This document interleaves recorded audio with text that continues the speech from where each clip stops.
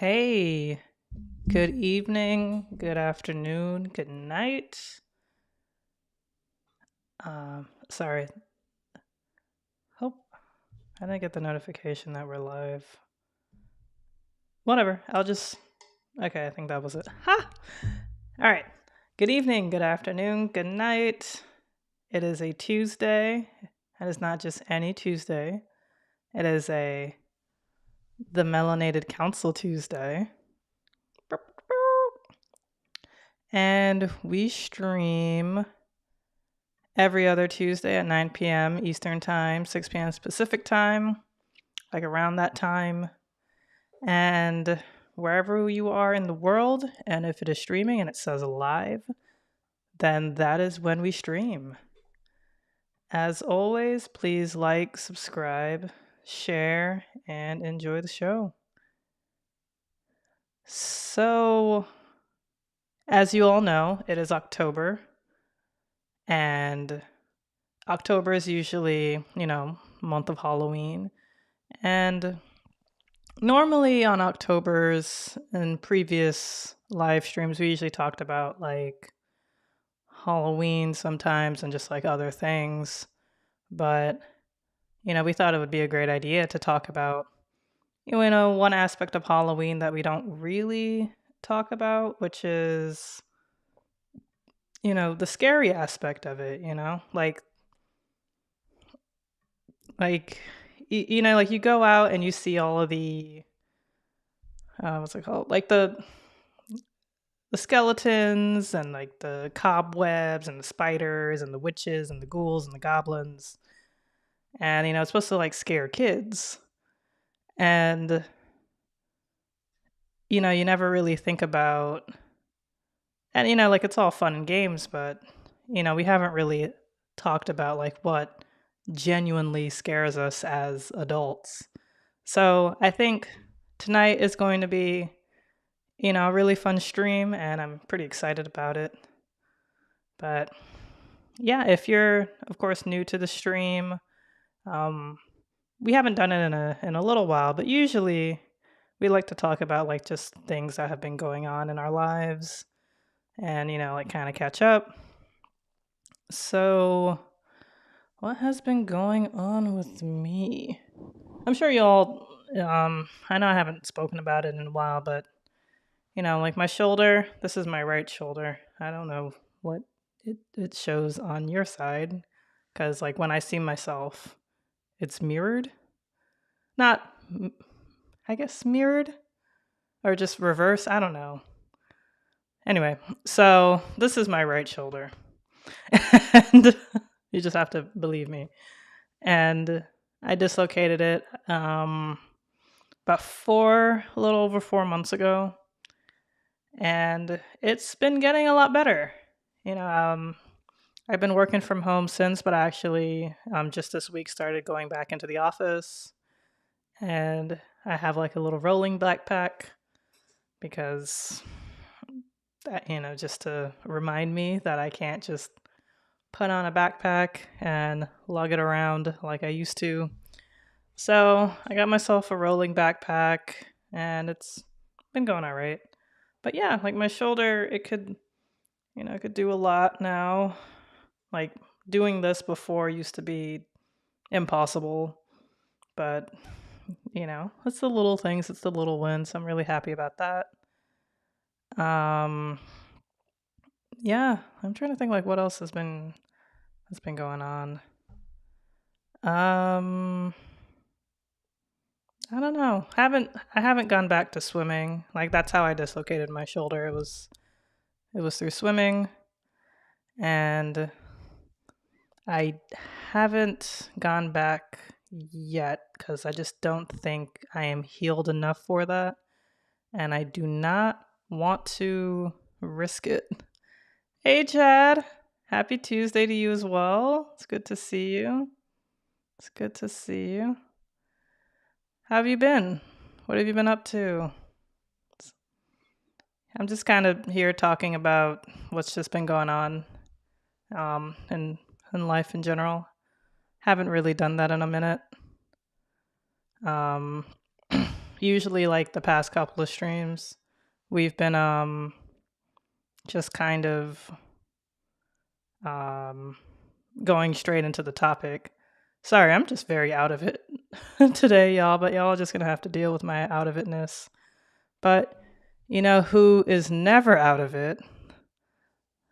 Who's coming to the stream is probably the second most perfect person to ever walk the earth, first being Jesus Christ, of course, if you believe in Christianity.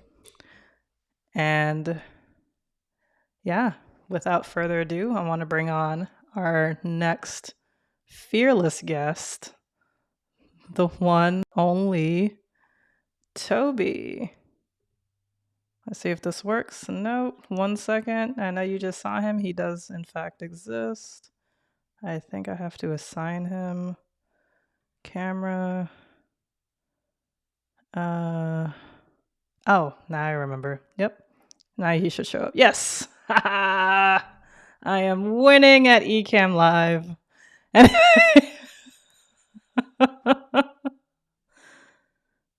Hey, Toby. How's it going? Sorry, I was muted because there was a lot going on. My sister's birthday. We just got off the phone. Well, that's actually not Oh, why I was on the phone with my family at all. It was other stuff. But because her birthday is today, 10/10. hey. And I knew it was her birthday earlier today, but I kind of forgot even with this phone call that we would, because sometimes we miss it. Like it'll be midnight, we get comes and goes, and there's no family call. Um, it was actually very quick. Like that was kind of absurdly quick. Usually doesn't. Usually we're on the phone a little bit longer. Did my brother even join that? He's right there in the other room, but I don't know. Anyways, so it's good to see you all. It's good to Yeah. see everybody. Yeah. So our third and final guest is waiting on the line. Would you like Hey. to introduce him? Oh gosh. No, I guess not Um. guest, host. I'm sorry, it's just Yeah. it freaking keeps saying guest all over my screen. Oh. But oh. Oh yeah, that's interesting. Yeah, because it actually does show guest chat, right, instead of private chat. So everything's yeah, that's interesting. So Mhm. this guest, not a guest. This is family. He is a family man. He owns the family house, the family room, the guest. He owns the guests. He's the type of person that owns the guest room. Um, he does everything literally coming from one of his many hats, superhero business. Mhm. Much respect to him. Absolutely. Always speaks his mind, has interesting stories. I feel like he just has a whole bunch of lives we don't know about. This man has done everything. He owns a strap, so don't mess with him or his family because it's not going to end well for I you. mean, I think it's But he's several also a man of God. straps, honestly. Several strips. It's Right. several. Yeah, it's several. But also several Bibles. So we got that hood that not I don't want to say hood Christianity, but like we're gonna serve the Lord too, but also don't let's not get too crazy. So our good friend missed seeing him since 2 weeks ago. Yes, Mhm. the one and only Ron. Oop, not my phone deciding I'm to gonna assign ruin him and that then intro. It's Ron. yeah, I don't know why it's not doing the thing. Okay. Hey Ron. Yo, hey, can everybody hear me Yeah. okay? Yes, yes, we can hear you. Okay, cool. Because I'm on my laptop and not on my phone. So, yeah, I'm going to try this thing out to see how it works. Mm-hmm.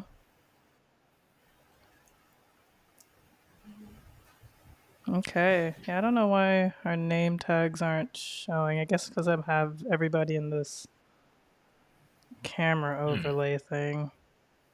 that's interesting. I don't know why. It's like mine will Don't you show just. up like here, but that's not helpful. Huh. Hmm. Yeah, I'm still learning and stuff with figuring out Ecamm, but I'm getting better. Getting better. Mhm. Let me make this a little smaller Mm-hmm. so we can see Toby's screen a little bit more. But yeah, yes, welcome. Everybody's here. Chad mentioned that he's been busy with family back to back weekends of like weddings. That's insane. That's a Yeah, Oh, lot. weddings is a uh-huh. lot. I'll just pretend like Oh, he's interesting. You can actually adjust where that's yeah, so like I can different. adjust live. It's pretty crazy. What's this Oh, little that's thing? dope. I can make it like I can make his head bigger and Oh, smaller. interesting. Never So mind. I'm not gonna say nothing. I'm gonna leave it alone. Oh boy, what's about to happen? sorry. Um, Yeah, I'm putting the chat in the fourth space, like like where the map would be in Mario Kart if you play. ah, okay, okay. Wait, you said the forward space? Small as possible, please. No, Oh my goodness.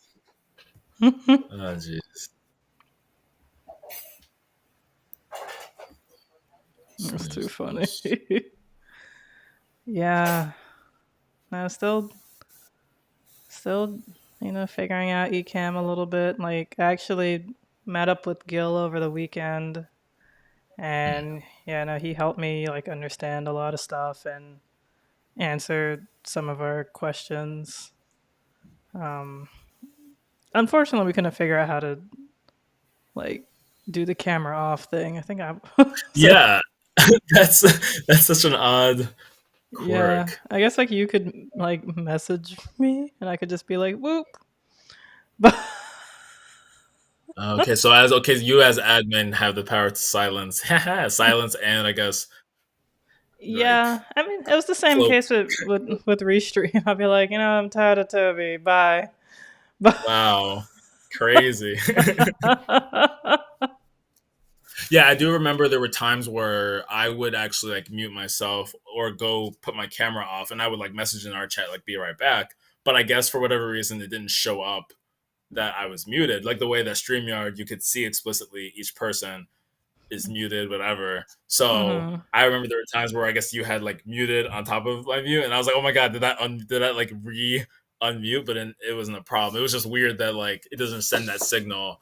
So it was like almost the opposite problem. Like you could double mute me. Not like it really did anything bad, but it's just like it's like I'm being. Yeah. No, I But here it's like you can't even do it for yourself or for the that's screen anyway. But yeah. it's all good. Kind of anyways, yeah, we were just like, just talking about, like catching up because we haven't done that in a minute. Like lately, we've been just going straight into the topic, which is, it's cool. Um, but yeah, Ron, if you have anything you'd like to share, the floor is yours. Oh, wait, but the cost. Thank you, thank you. Let's see.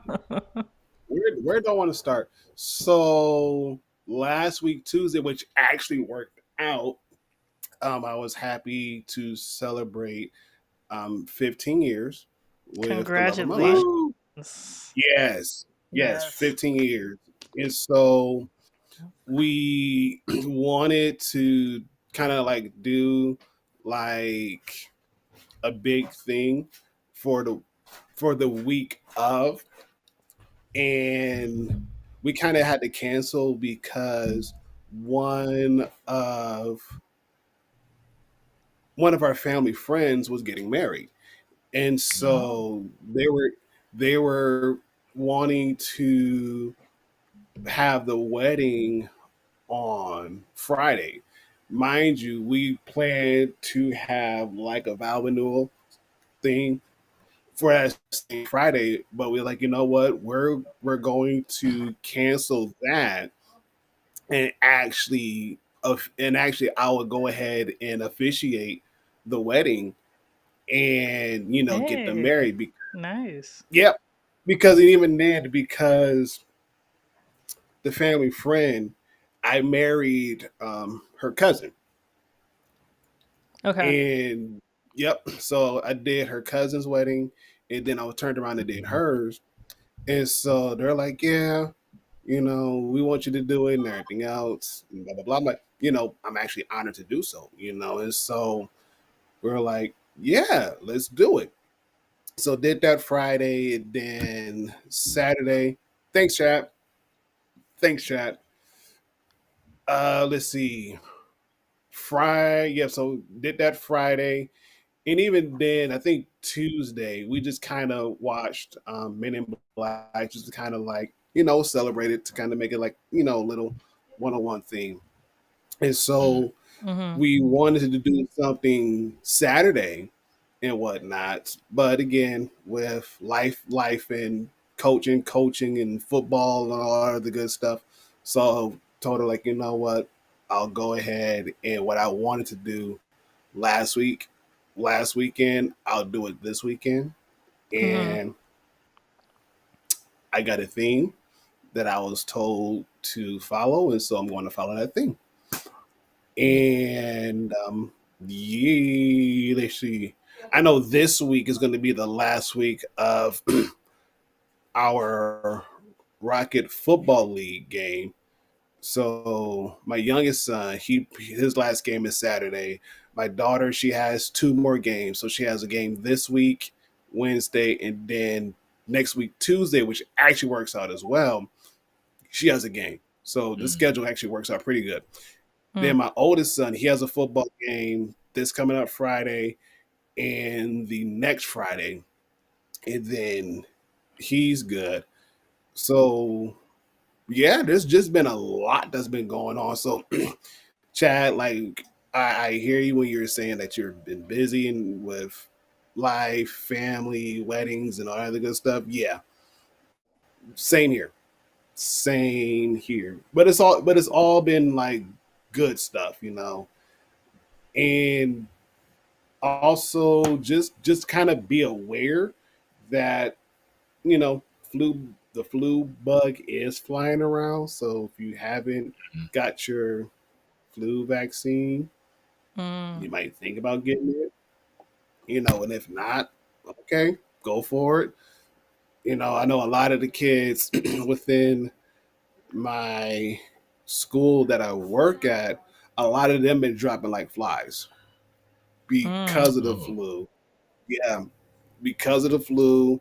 And even then, there was another bug that was floating around on top of that one, which that one doesn't have a vaccine for. So it's just like, yeah, you guys got to play everything safe, and you know, just be cautious, be careful with everything that's around you, cautious with everything that you eat, you touch, like all the good stuff, all the precautionary measures, take them, because this is the season and the time of year where it's going to happen. Especially like here in Michigan, where the weather can be very much bipolar at a Mm-hmm. drop of a dime, and we are actually seeing it colder now than what it was the same time last year. So it's just been very cautionary. Like even Thursday, we're like, we know it's going to rain, but the rain that's going to be coming is going to be very much cold. And with kids playing in the cold rain, you're asking for somebody to get sick. You're Mm-hmm. asking for it. And so the coaches, including the head coach, like, we're going to watch it, but, today could very well be our last practice until Saturday. Could very well be our last practice until Saturday. So, yeah, Yeah. No, that's it for me. no, like people have been like getting sick. Like I woke up with like a very bad sore throat this morning. Like it's it's definitely like calmed down throughout the day, but like especially like going into the office and like I was like alone for like a good amount of time, but it was still kind of like weird because like like I had like a friend come up to me and like I could tell like he definitely had something going on in his throat. Like he was not sounding okay. And my physical therapist yesterday, like she was wearing a mask and she usually doesn't wear a mask. And she was like, Mm, "Yeah, I think I got something from the restaurant because she has a second job."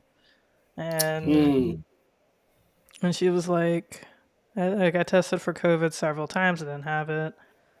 My boyfriend came back from England the other day, and mm. like I don't think he's sick anymore, but he was like a little bit. He was feeling a little bit under the weather. I mean, granted, like he was there for like a week because he went for his cousin's wedding, and Oh, Mm. nice. yeah, I don't know if I've told you he's from England. Um, Wait, what? Oh, yeah, yeah, that's he's Okay, that makes a lot of sense. right. that's a Yeah, game. That's a game. That's a game changer. But okay, yeah, yeah. just a He's little casual detail. But all right. Yeah, yeah. He's from England. right. Yeah, he lives here though. I Is don't. I this don't this? have like a long distance ass boyfriend, but like,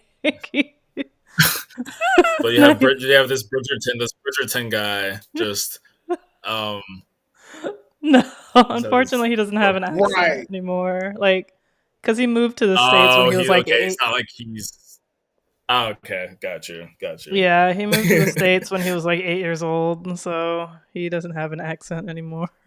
Unfortunately. Okay, I see. Yeah, Okay. but he's an Game immigrant. game not changed. Not really. Hmm. But yeah, so that's why he was over there. That's why he has family over there, a lot of family, and so British. So yeah, I forgot what I was even.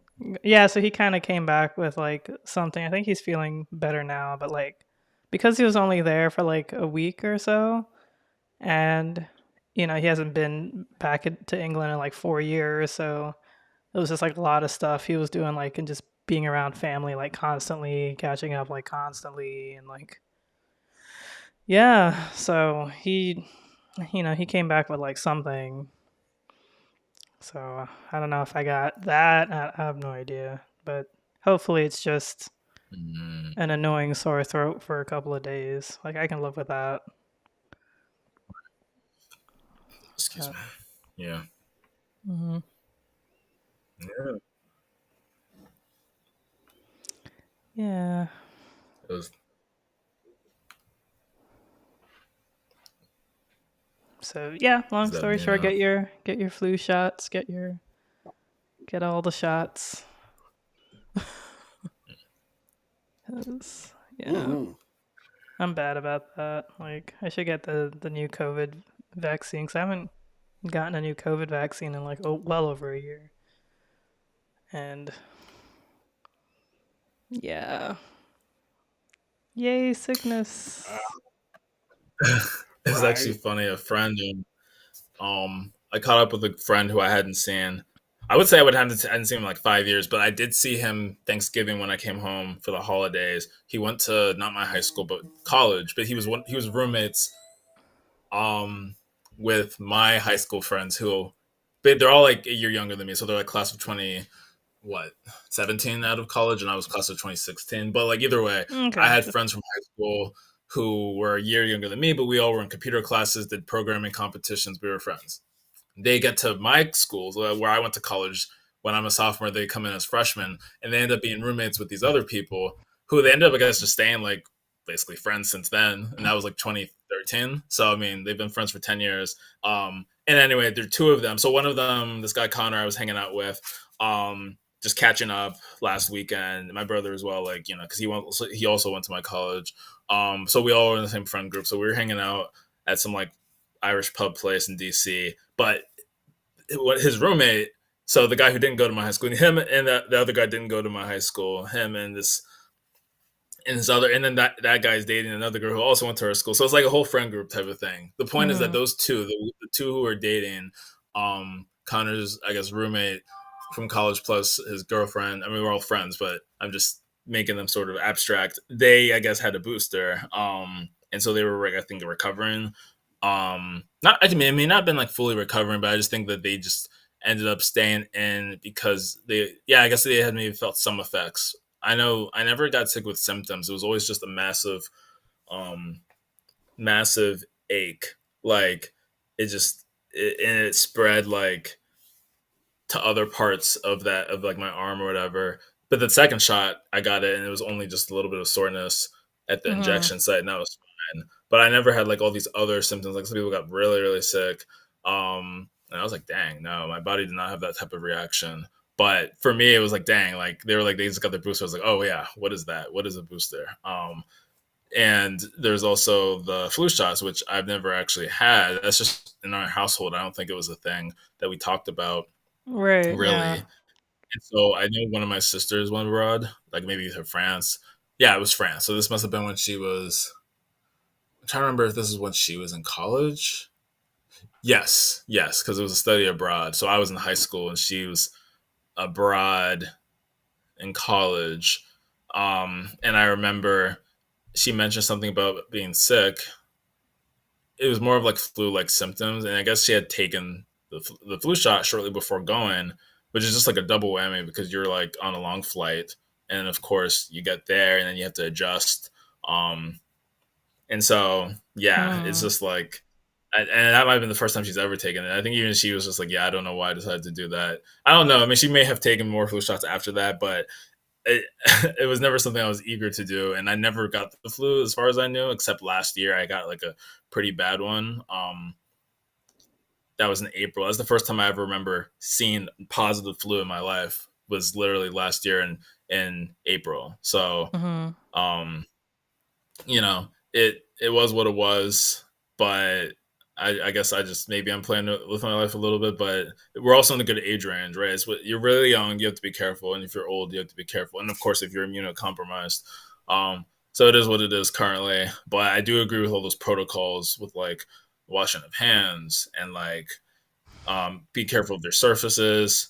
Um, I don't really have my mask. Like I've used one because there's certain settings I've gone to where I definitely needed them. Mm-hmm. Um, and I know I even got a COVID test for like a conference I went to last month, but those were kind of like one-off things, right? In general, and testing isn't even free. I went to a Minute Clinic for CVS, which was my first time. Um, and I didn't get a bill at the time. I recently got one in the mail. It was only like $5.83 or something, or $5 like 43. It was maybe 5.40. It was something really trivial, so it wasn't like a lot of money. But I'm like, dang, gone are the days where you could just get a COVID test because the health of this nation and the citizens was a thing that's important. And now f all that. So so it is what it is. But Yeah. yeah. Anyways, that was a little bit of a tangent. But No. No, it's fine. No, it makes sense. Just wash pans.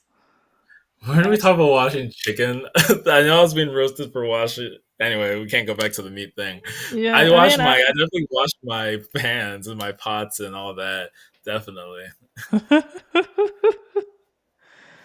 yeah, like I don't know. Like some people don't wash meat. I do. Like my boyfriend makes fun of me for it, but I'm like, he's like, you don't have to get the stuff gets cooked out. I'm like, yeah, but like, I don't know. It just seems so weird not to.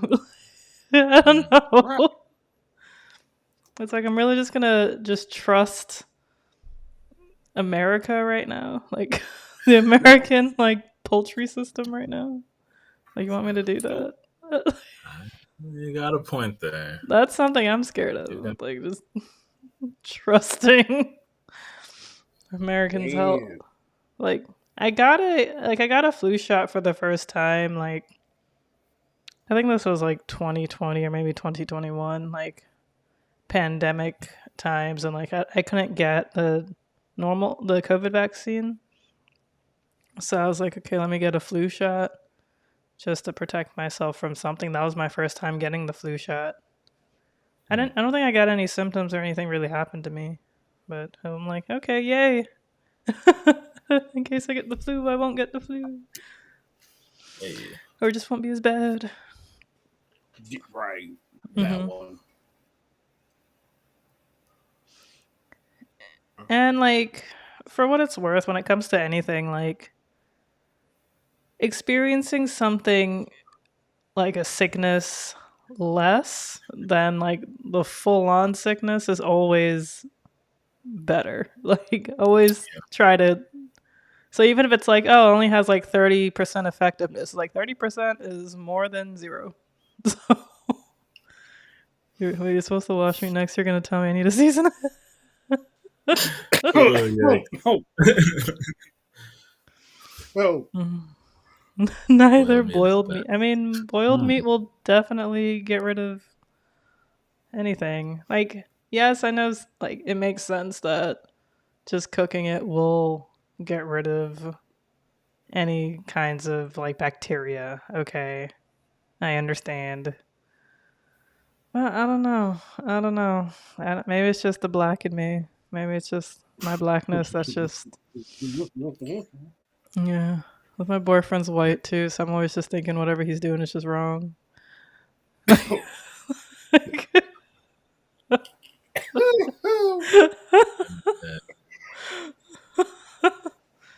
okay. No comment. I'm gonna plead the fifth. It's like, Pleading yeah. the fifth. It's like, you're right, but you're like just by default wrong. Like, just,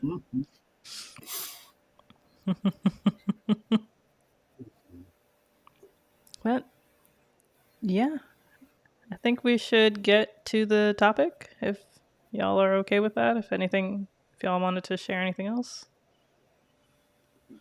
Only thing I'm gonna say is this much. This is probably going to be like the most transparent and open and brutally honest episode I think we've done in a while. Mm-hmm. So buckle up right now because this is going to be one roller coaster ride. You might want to get off early. Okay, yeah, because I Which don't even. is possibly relevant, actually, Uh to the huh. topic. Uh Yeah, huh. right. Yeah, man. Yeah, because I don't know what y'all are gonna like talk about, so this is gonna be exciting. Yeah, I don't know what I'm. This is gonna also be exciting for me too because I also don't know. What you're like legitimately scared of? Like, Like yeah. it's weird because even when we discussed the idea a few weeks back, I was just like almost more abstract, right? Like, Mm, yeah, there are these things, but when I think about myself, like I think it would be really honest, like to what Ron is saying, when I'm like, huh, well, let me think of some things now that I actually am afraid of, and then it kind of gets, I don't want to spoil anything, but it kind of gets to some bigger, broader critiques, right? Like, why am I right, of course. afraid of certain things? Because there are certain consequences that will happen because of said things, because of how society just is. But I would have to Right. like go through it a little bit. Huh. So this will be actually kind of interesting and exciting in a way. Exciting if the same way that hurdling through like metal death traps is exciting. Fearing for your life a little bit and hoping that the engineering is working. Um, Do Oh you so mean it'll be man. like a kind of roller coaster? Like, what do you mean? yeah, yeah. Oh, Same thing. metal That's death what traps. Okay, I'm sitting here thinking of something weirder. I'm like, it what in the Donkey Kong Country? You know, Come on, L. like, Oh, I actually never played that game, but I always loved seeing the barrel, like that barrel, or like you get in the little thing and you're like, it's a little mm-hmm. lever thing. Yeah, I remember when I was just young, being in the mine shaft. Like, I don't even know what it was, if it was at an arcade, but anyway, that's a game I need to go back and play. But It's a solid game. Yes. Uh Uh, huh. is this you? I can't point the right way because we're okay. reversed. You're doing the alligator mouth. No, I was just trying to point. I didn't know if Yeah. it's you introducing this or if we're just like, this is just a segue, just a smooth transition. A And smooth we just talk about transition to me. Okay. Um. a little less than smooth. But my Toby the Smooth, I can only put it in so many areas of life. So Fair enough. Yeah, can't have too much of it here, or else I can't practice it in the streets. I mean, in Oh, the world. in oh, the world. Well, oh, the world is oh, just made up of okay. streets, if you think about it. Yeah, you're not wrong. Yeah. So things that like legitimately scare me, um, that I'm like actually like afraid of. Hey, Rocky! Not Rocky. I'm not afraid of Rocky. Rocky. Yeah, literally, I was thinking, oh no, Yeah, no. now we're gonna scare Rocky away. Right. Mm.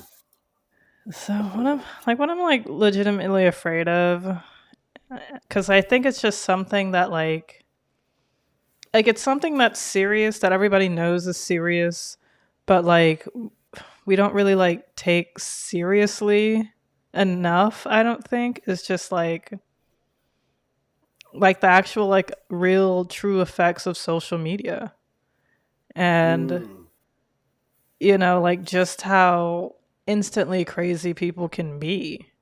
Like like people have like lost their jobs because like other people misinterpreted something that somebody was doing, and then they end up getting like fired from their job, and that's just it because like the company doesn't even want to deal with it, so it's like, oh, let me just fire this person before we're put under more scrutiny. And that's just like, I don't even know if, I mean, I guess it's not necessarily the early stages of social media. I'm just wondering like how it's going to progress, like how much further it's going to go. Because like, I don't know if y'all heard about this or remember this, but I think a couple of months back, Trump put up like Barack Obama's address. And I don't know if it was the same day, but not very much later, probably like within the week, like some guy showed up at like Barack Obama's house with like, I think it was like guns or explosives or something. What? Did y'all hear about Word? that? Yeah. Yeah, it was, yeah, it was. I remember hearing like pieces of it, like Trump was kind of just spamming posts, and Barack Obama's address was on like an email, maybe, or it was something where someone had taken like a picture, and he didn't point out that like Trump wasn't like. Excuse me, I have to look at the thing again because it was something that like sleuths basically found. Like Trump was just kind of rage posting, from what I could tell, because that's just kind of what he does. And then Mm. in the post, there was something that indicated like Obama's address, and it kind of was this whole question of like, should he be liable for it? But also, why was there a picture with this thing? Like, why was Obama's address just like captured? I mean, I know people like doing all these things, but it wasn't a good context. Clearly, like this was on Truth Social. There's a reason why Obama was even there, and so it's already like very negative energy, right? And so when like Mm-hmm. antagonistic, I should say. So of course they're going to look at it, find something that's either damning or in this case sensitive. And yeah, it was like the neighborhood. I think like it was like a very rich type of neighborhood in DC. It's a place I've never heard of, but it's some really rich, well-off neighborhood. And I guess like even some people who are from the area will sometimes walk by it and not really realize, oh, this is this area. But you're not gonna go in deep into this gated neighborhood. You're just gonna be like, oh yeah, Obama's somewhere in that gated Yeah. area. But Right. like Yeah. I guess specific house where it's like a little bit more like you can kind of tell which house it could be because of like more isolated or more like the view of it is easier to sort of, if you think of it from a strategic tactical way, it's a little bit easier to defend or like get in and out of and know what's around. Anyway, so yeah, that was like bad. That was pretty bad. Like the person, I forget, like you said, if it was guns or explosives, but the fact that someone like something, it wasn't even like a concerted effort. Someone decided it was a good idea to like try to show up to this house of a former president, and based on post, which may not again have even mentioned anything about the address, but like there was enough of like some type of group energy or some antagonistic energy. Anyway, I'll Mm-hmm. let you kind of continue on that point, but like that's something I'm gonna have to like look up again because it is so Right. bizarre how it like, happened. Like I didn't even know it was like that. So like, thank you for clearing that up, Toby. Um, but yeah, like, but it is just kind of insane how like just instantaneous that kind of stuff can happen. And Mhm. I don't know if we're not even taking it seriously. I don't know.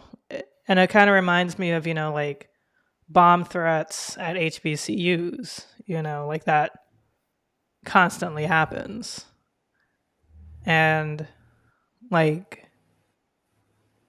it's just like another day. Whereas like I don't know how these students may feel. Like my niece and nephew go to HBCUs. So like I understand like when you're that age, like when you're young, like stuff like that, like you kind of don't really care until like, or it doesn't really like you can't really process it until like you get older and you start to think back and you realize like, yo, that's actually massively messed up. Like at my alma mater, Florida State, there used to be, I mean, I'm sure it's still there, but like there was a place called like a trail, like a walkway, a trail called like the Rape Trail. And, Mm. like I don't really like, yeah. And like also, there was a fraternity on not on campus, but it's like in the, like a fraternity row kind of area, like in like a neighborhood of fraternities. But there was like the biggest frat possibly in the nation, honestly. Like, but like there was just so many members of that fraternity called Pi Kappa Alpha or Pikes, and Mm. like at my university, they were just known for drugging and raping women. Like, Mm. point that what's it called? Like even like professors knew that, but it's like I guess like they probably make so much money that it's like they're not gonna ever really get shut down. At least not to my knowledge. Probably like the worst that would happen would be like, oh no drinking on, like no more drinking or something like that. But there's not like they're really gonna be like taken down, And it's like it's just very scary and terrifying because like yeah, I go and like yeah, like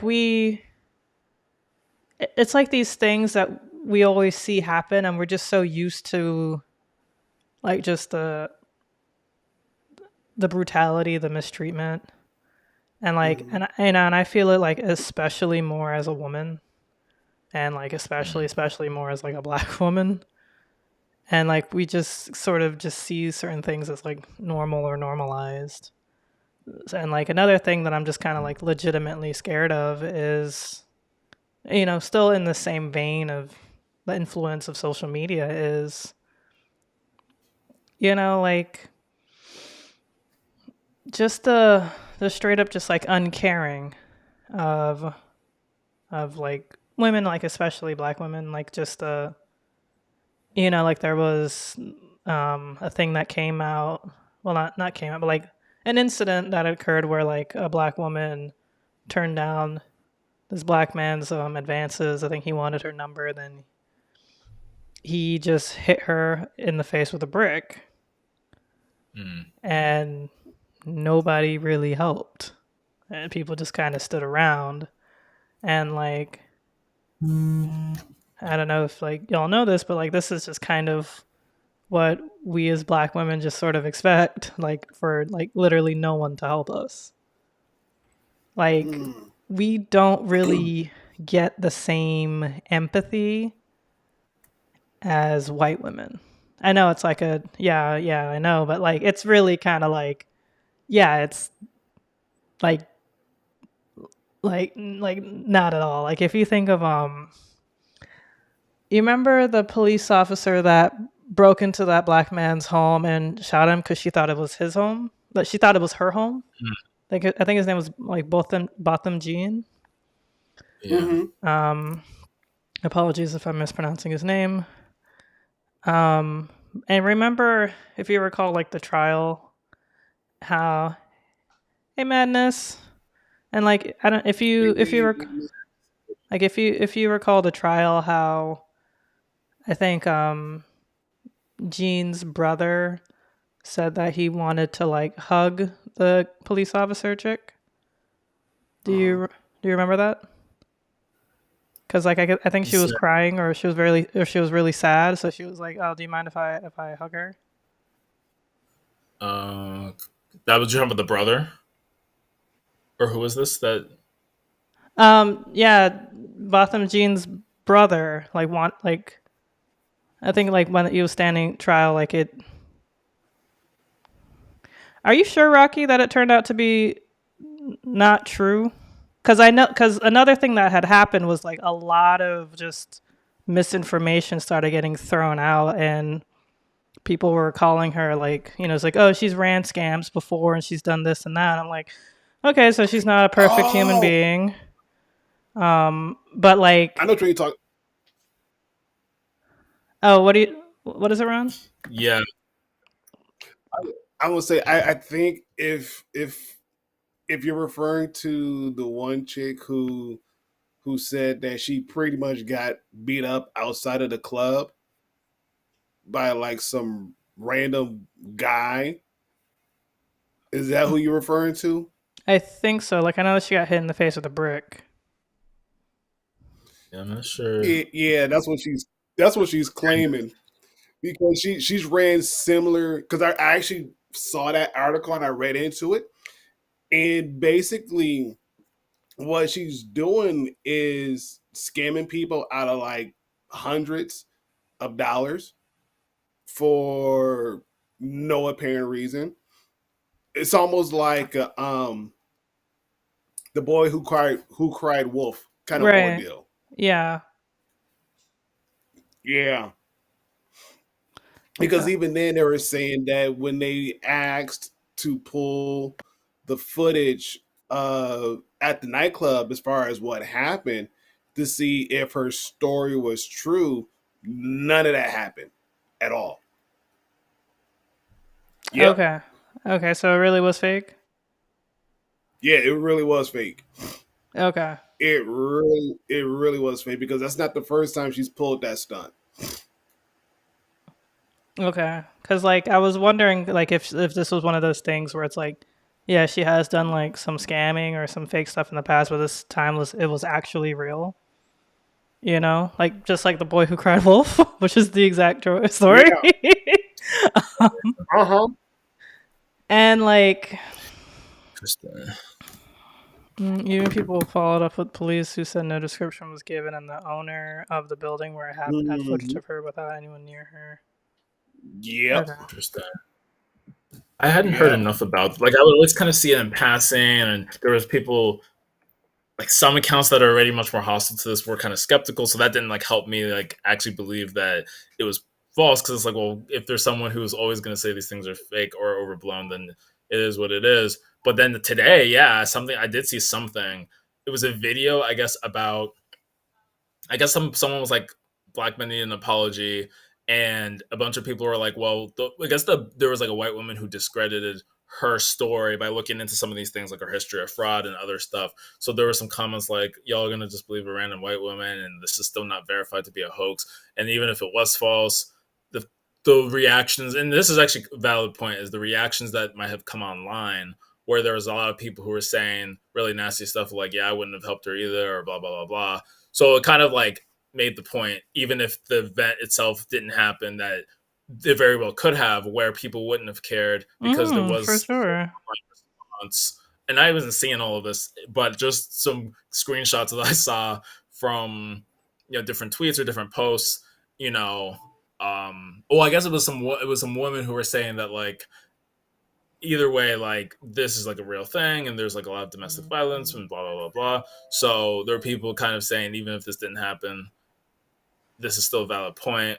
Of course, I'm glad that it was found out that this person was a scam because it did come out from like different like the GoFundMe. I don't know what happened to her in like, but I guess there was like some surgery or some operation, and I guess the person who she went to an operation for even came and was like, yeah, that thing on her face came from this operation. She must have like recorded that video in the middle. So I don't know what's going on there. I really don't. I haven't looked more into that, but the themes, I guess, can still exist. And then like when people decide to do things like that, which is horrible because it doesn't help anyone, just to Hmm. like grift and use a real issue. Because there are literal people who've been shot, killed, whatever, and you may Oh news their yeah, from bodies really were there. It's not like people yeah. are faking incidents, but something like this is it's just annoying because it's No, like like for there's sure, enough because real stuff. yeah, like there's a whole subreddit called "When Women Refuse," and it just shows like some like very like unfortunate news articles of like it's like, oh, her like this man shot this woman in the face because she didn't give him her number, or like, oh, she ignored him, or like it's gruesome, like, and it's just news article after news article after news article, or like sometimes it's just personal stories of things like that. It is very common, and it's like, yeah, it's unfortunate that was fake. It's just, but it's like, you know, it's like what you were saying, Toby. Assault happens all the time. A brick is a pretty extreme claim, though, for sure. I mean, I guess it depends on like where they were. You know, like there's like a brick outside my house, but like but like it's heavy, but because it's just pool decoration. But Yeah, bricks are actually pretty heavy. That's kind of well, wild to that just. particular, but like a brick, you can have like like Oh, if I'm thinking of like cinder block. Actually, yeah, no, not a cinder block. Like if you're thinking of like exposed brick, like a brick, like you can definitely lift oh a brick yeah, and yeah, do some yeah, damage yeah, yeah. with a That's brick for sure. yeah. It's, But yeah, like there are, but like like there are definitely like just like true countless, just you know, um, issues and situations where like that happens all the time, and it's just like kind of just brushed off as I want to say it's brushed off, but like it kind of is. I understand like there's a lot of stuff going on in the world. Like of course there is. There's always going to be stuff. There's always going to be things. There's always going to be like tragedies and things like that. But it's like I feel like especially as a black woman, I'm just like, well, yeah, there's no one's really here to protect me. You know, and it's just something that we've just kind of felt for like a long time. It looked one way to fit her narrative. She gives women a bad. I don't know. I don't think. I just wish there wasn't a gray area in these situations. Like in like this particular brick situation, they're like, what particular situation? Pretty deliberate as a weapon. Yeah, for sure, it's definitely deliberate as a weapon. Because the damage would be so undeniable. Like no one is walking away from a brick fight without needing facial reconstruction. Yeah. Yeah, that was my thought too. Was especially if like a man hit her. Yeah. yeah. But hey, it's probably the South Florida Miami and me to be like, hey, if she got away with it and got a bunch of money from it, good for her. I'm thinking those scammers. Like These scammers. I like the only time like there's a difference between someone literally grabbing your wallet and taking it versus them convincing you for you to open your wallet and give them money. So not like once again, not like if this was like really truly fake, I'm not condoning that behavior, but it's like when I see somebody pull like a really extreme move driving, I'm like, hey, if you got away with it and nobody got hurt. But in this case, people did get hurt. Like, I don't know if she particularly blames somebody. Just boo. I don't know. It's the hood in me. I'm sorry. Like Okay, Elle got a little hood in her. Okay, like let's like go. when Jay-Z said you can't knock the hustle, you can't. It's Facts. like it's like I get it. Like yeah, like that's messed up. That's effed up, but I get it. Like there was like this it was like this one black woman worked at a fast food restaurant, probably like Burger King or something, and she was able to get like $30,000, but like she was eventually caught because like what she did was just invent another employee that was just her. And like the employee was able, so she was able to get paid, like pretending to be like this other employee while she was like I don't know if that's making any sense, but like she just created an employee. Like there wasn't a person. Like so she just like fabricated that she like hired this person, and this person's like on the clock in these hours during this time or something like that. She's When like a manager. Yeah, she's a manager and she just like hired an employee, but it was no one. And she got away with it for a really long time. So she got like $30,000, but eventually got caught. Like Damn like that Dang. like that I'm okay with, because it's like yo, like Uh-huh. you didn't harm anybody. Everybody got their food. Like you just wanted, just wanted more money. She did it herself and said it was a brick. She said Right? all these just stood around and let somebody assault me with a brick Salient and did joke. nothing. So many of these crimes rely on the he said, she said.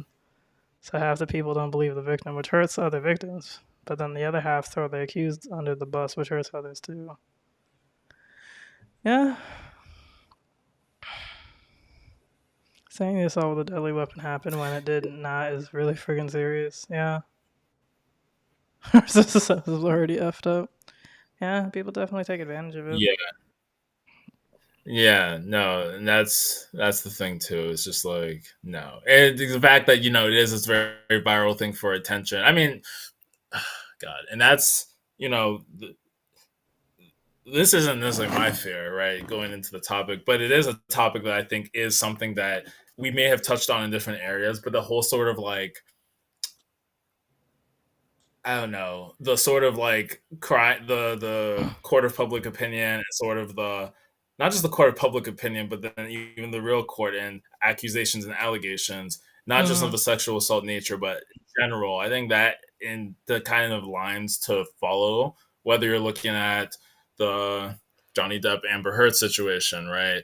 Or if you're Mm-hmm. looking at even what's going on with Russell Brand or with other people, there's always these type of situations where it's like, and of course, with really high profile ones like with Kavanaugh, even Joe Biden himself, and a lot of people who get accused. And then on a smaller scale, of course, there's people who get accused of things, um, more so regular people who aren't these mega famous people. But it's like it can be very tricky and difficult to sort of deal with that he said she said, especially when it's like, okay, everyone usually people agree, unless you're like really just like you don't care at all about the Fifth Amendment or any kind of due process. Most people agree you should get a fair trial and we should have a full investigation, right? Let's say it happened in like Congress or it happened in some body, have a full investigation in the workplace. But then what happens outside of that? Like you have to kind of almost take a side, right? Do you preemptively fire the person because people don't feel comfortable? If you think that they've been accused of something, do you just not take a side and just let everything happen? But then you have that weird dynamic if it's not within a small organization. And then there's like advertisers, right? Advertisers, brand partners who decide they want to let go relationships with certain people because of an accusation. Sometimes there's not even an investigation. There might not even be like a criminal proceeding, but there's an accusation of some untoward behavior, and it is really interesting to kind of look deeper at that and sort of how do you decide, like, giving people a supposition of guilt, but then also knowing, believe all women came from a good place of people weren't taking seriously certain things, especially in Hollywood and other domains where people would come forward. So of Mm-hmm. course you want to make sure that you're taking that seriously, but then are you leaving room for the possibility of, not it's not even just like, oh, they're lying. It's not really always that black and white. There are certain factors. Decades of time have passed. There's things that happen, right? And that's not to shame anyone at all. It's just that the reality is we don't exactly know what has happened, and you should have a fair trial, blah blah blah. But in the meantime, how do you deal with these dynamics, and how do you sort of, um, you know, have everything kind of happen fairly. And there's a lot of different examples. I feel like it's kind of broad to make it one thing because there's a lot of different circumstances where you people kind of deal with these allegations. Some of it's legal, some of it's civil, some of it's just like in the workplace or in other environments where it's not exactly a formal like legal proceeding. But anyway, that's something I forgot about honestly. But I think months ago, or even I don't know if it was even last year, it was something that I thought of. But I mean, in a way, it is like horrible if like you kind of are being punished for something that you don't have a chance to prove. And of course, it's horrible and a big fear for people to not get justice for things that have happened because no one believes you, or powerful people are suppressing your story. So I think there's a lot, not to say that both exactly are the same, but there's a lot of dynamics where I think people, it can be a very like bad situation when these things kind of happen and people feel like they don't know what's going on. And before you can get to like a formal legal conclusion, you have to sort of deal with incomplete data and a lot of, like Rocky said, he said, she said type of stuff. And Mm-hmm. what decision do you make? Do you decide that you're going to do what feels most morally right, even without the full information? But then hopefully you don't have to renege on that.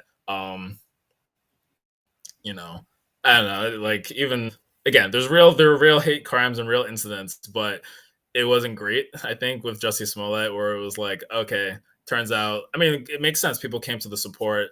I'd never even heard of him, but I was like, this is terrible. And then it turns out people had to start publicly saying, "Oh, actually, just kidding. I'm not sure if I should have came to such a big jump in the beginning." But at the same time, you don't want to be that person to say, "Oh, is it even real?" Because if this is real, you're gonna really look like a douchebag to be like questioning someone's incident of a hate crime happening to them, an assault happening to them, X, Y, and Z. Do you just say nothing until there's more information, or do you just kind of go with what you feel, and then if more information comes out, adjust? I don't know. I'm all over the place, but just random thoughts. No, I hear you. I hear you. Like, I get you. Like, I don't know. Like, there isn't any right way. Like, there isn't any, like, surefire way unless, like, we just lived in a world where nobody told lies. But, that's not going to happen anytime soon. And even if we did live in that world, there's always going to be people accusing others of lying. But like, I guess like what I did want to say was, like, especially like with everything going on in like over in Israel and Palestine, like um like there's like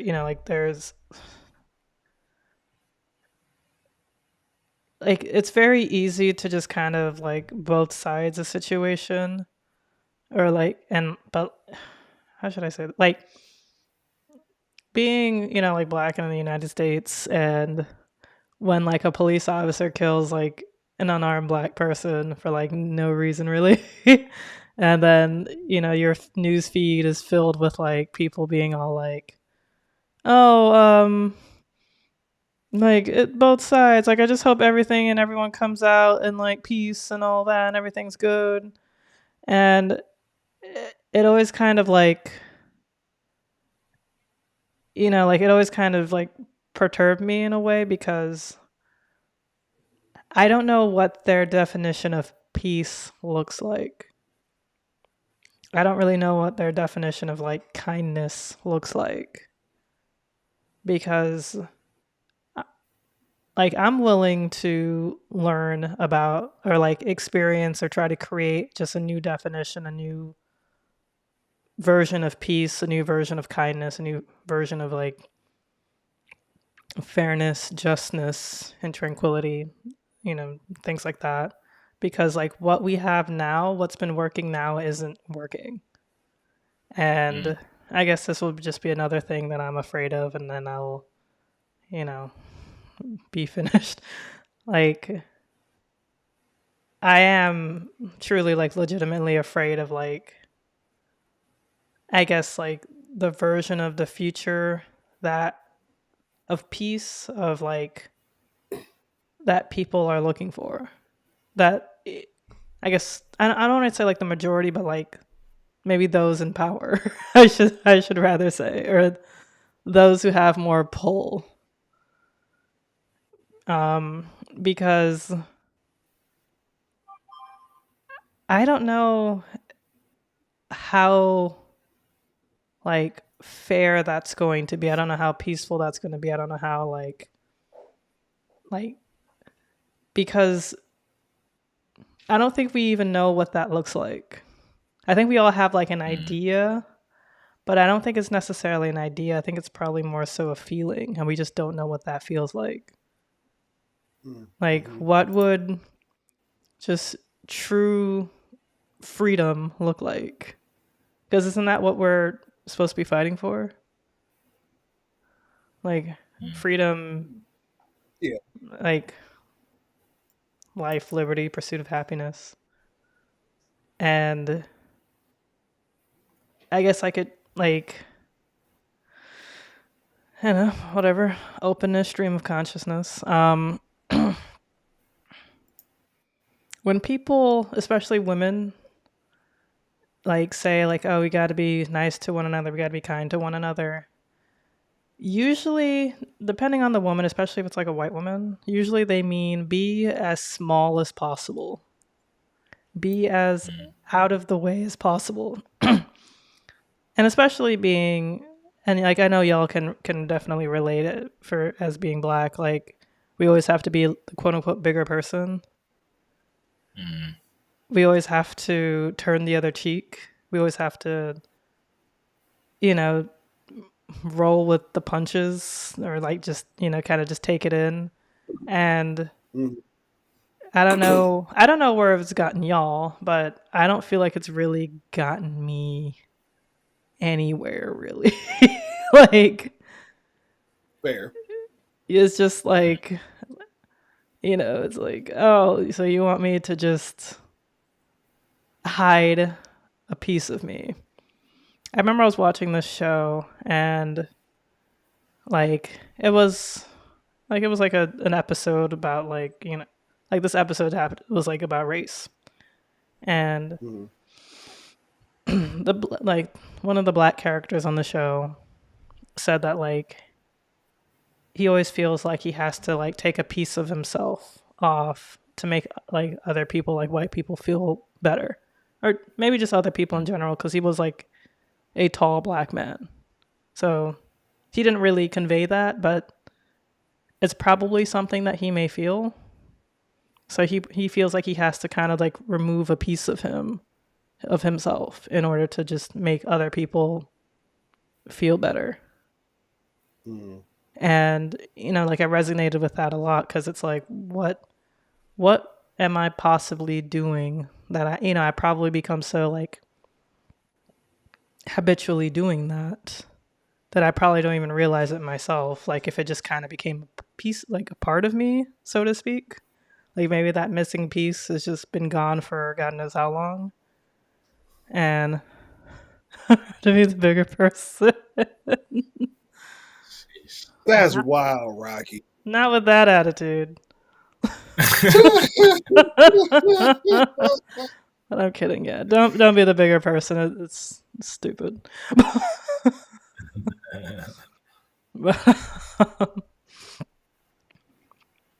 Don't be the bigger person. Be the petty person. Yes.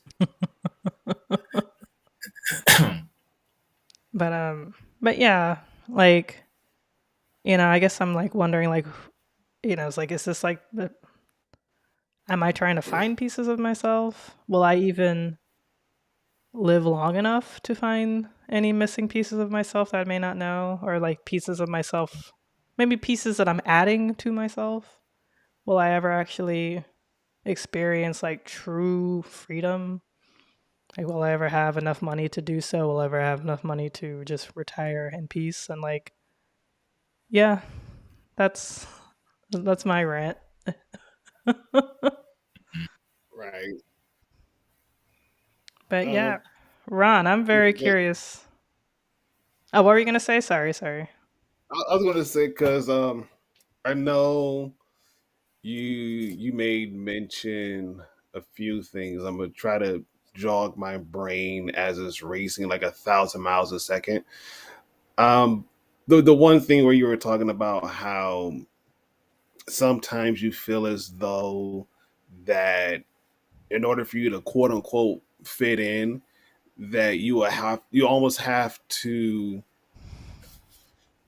take a piece of yourself and kind of like throw it in a box until further notice. Yeah. Yeah, been there. Mm. And even then, when I look at me working in the school system where the majority of the staff members are white women Okay. that are kind of like anywhere on a low scale, like mid late 20s, all the way up to about mid late 60s. Okay. So, so you kind of get that. You kind of get that, and here am I, this mid 30s young black male Mm-hmm. who brings a presence where it's like, yeah, we're happy when we're happy to see you here, but we know that when you're gone is felt. And how sometimes the way how I raise my kids, I can't raise I can't do the same thing with everybody else's kids. Mm-hmm. You know, like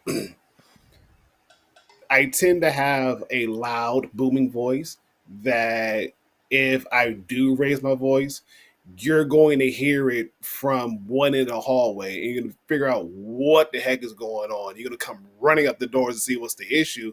It's like, yeah, that's what I have to do. And even though, yes, it's been encouraged, but sometimes when dealing with kids, they're like, well, you hurt my ears. I'm sorry. But how else am I supposed to get your attention? Because you're not paying attention. You're not listening. You Mm. know, I'm trying to help you, but you're not helping me to help you. You Right, know, right. and even with this past school year, we're only in October. School started back in August, and I'm still repeating the same thing that was said back in August. Like, okay, how much longer is it going to take for you guys to figure out when an adult is talking, you need to be silent? You Mm-hmm. know, do I have to raise my voice? Because I don't mind. I have a big mouth for a reason. And if I have to use it, okay. And if I get your parents coming up to me and saying, hey, how come you just holler at my kid and da da da da? Well, your kid was the main reason why I had to raise my voice. Your kid was not following directions as I told your kid to do the same thing from the beginning of the school year. And yet your child has an issue with that. I have an issue with that because your child is not being helpful. What do you want me to do? You know, and so when you get that persona in a school building where again the majority of the staff members are women, white women to be exact, and there's not a whole lot of like male presence besides the gym teacher and the art teacher who shows up like every other week. Yeah, it kind of gets a very much frustrating, very much frustrating. And even then, which I had to find, which I found out, there's a lot of Chiefs, but not enough Indians. And so There's what? basically, There's not enough.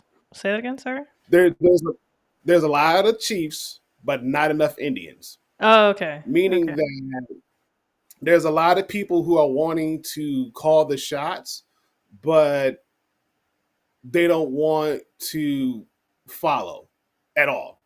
They want to do their own thing, but not follow.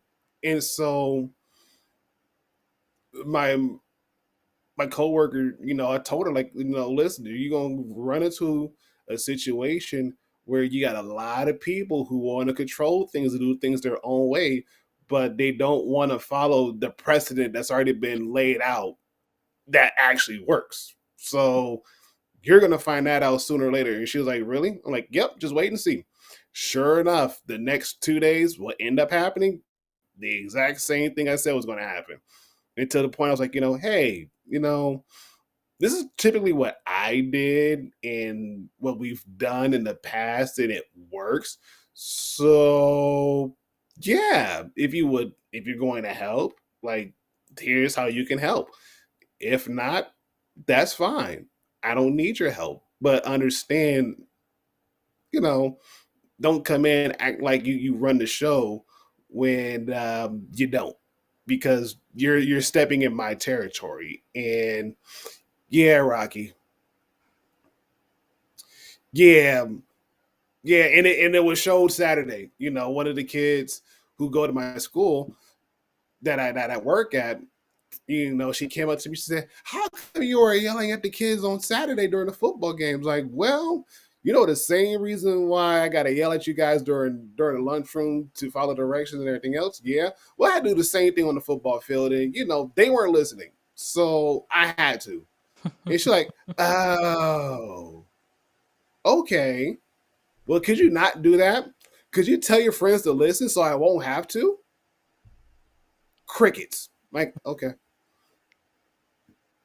So yeah, it's one of those things, And even when I go back, when I think about, like, the first year of me coaching for the Rocket football team last year, again, probably like the only young black male that was a coach, and a lot of other people, they wanted to coach but didn't necessarily step up at the time. And I was like, I'll do it. Then all of a sudden, all the people started coming out the woodworks, like, oh yeah, we want to help, we want to help. Like, but where was y'all at when they were asking for it beforehand? Because I personally didn't really want to do it, but because of the fact that I love the game, I played the game, and I wanted to teach the game, I wanted to coach the game, why not? And so, first year, caught a lot of flack. Yes, I did, because again, a lot of the parents, they weren't used to, like, a actually strong young black male who's very positive, very firm with their child, saying, hey, this is what you need to do. If you're going to play on this team, you're going to have to listen and follow the rules and follow the regulations, because if not, don't be mad if you go up to the next level and you don't get a whole lot of playing time because you don't like to listen. You want to goof off. You want to do this, that, and the third. And even then, like, as the one parent said, like, oh, you run the kids too much. Like, well, I wouldn't necessarily have to run the kids if they would listen and actually pay attention and actually follow what we've been teaching. A lot of things will go a lot smoother if they just listen. Do I get it? They're kids? Absolutely. I get it. Kids are going to be kids. But when you have somebody, right, Madness? But when you have kids who are gifted, who are talented, and you saw that, and when a lot of the coaches did not pick them, but you turn around and pick them because of the fact that what kind of talent they have, what kind of drive that they have, and you trying to coach that, but you got people saying, well, you shouldn't do this, or you should probably do it this way, or yada yada yada. Like, okay, allow me to make my mistakes. I get it. But also understand, this is my first year. I can understand if this was like my second, third year being a head coach. Sure, I get it. Crucify me on the stake. Don't matter. But this is my first year. And like I said before, give me some grace, give me some mercy. I'm learning. If you think there's some things you see that I need to do differently, please, by all means, pull me aside. But don't criticize me about my techniques if you're not here to help. Sorry, but not sorry. And they're like, oh, well, we don't usually do this, that, and the third. Like, I know because it shows, you know. I'm telling, yes, yes, I agree. I mean, there's been games where I'm like, they're like, hey, coach, you need to take a timeout. Hey, coach, you need to, do this. Hey, coach, you need to do that. I'm like, I see that and I get that. I totally understand that. But also at the same time, I also know that, yes, I'm trying to coach these kids and make sure that they get a solid foundation. So if they want to come back next year, they can. And if not, and they say they tried it, but they don't like it, they tried it, don't like it. Again, I'm not going to get mad at that.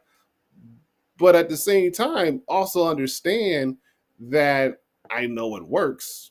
I played the game.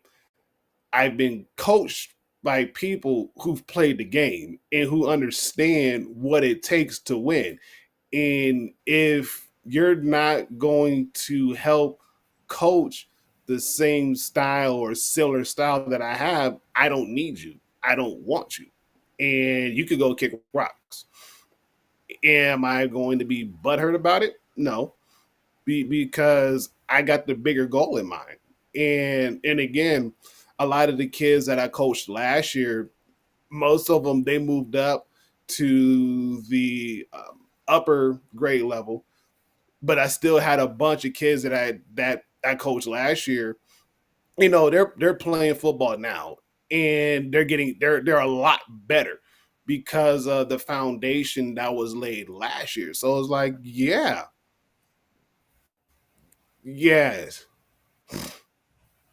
yeah, I'm telling you. I am telling you. And even then, a lot of the kids last year when football season ended and they were asking like, "Hey, can you coach next year?" I told them I don't know. Like I don't know if I'm gonna be a head coach next year. I don't know if I'm gonna be assistant. Like it's whatever is needed. That's what I'm going to do. And even then, a lot of the kids that gave me problems last year were the same ones who asked, "Hey, can you be my coach?" I'm like, I don't know. It really does depend. Like, but if I am your coach, understand that we're going to basically pick up where we left off last season, and we're going to continue until you get better. Because my job is to make sure by the time you get into middle school or high school, and if you want to continue in your football career, that you got a good solid foundation to grow upon and understand that in the middle school and the high school level, you're going to be dealing with kids who are going to be stronger than you, who are going to be faster than you, and they're pretty much going to outwork you.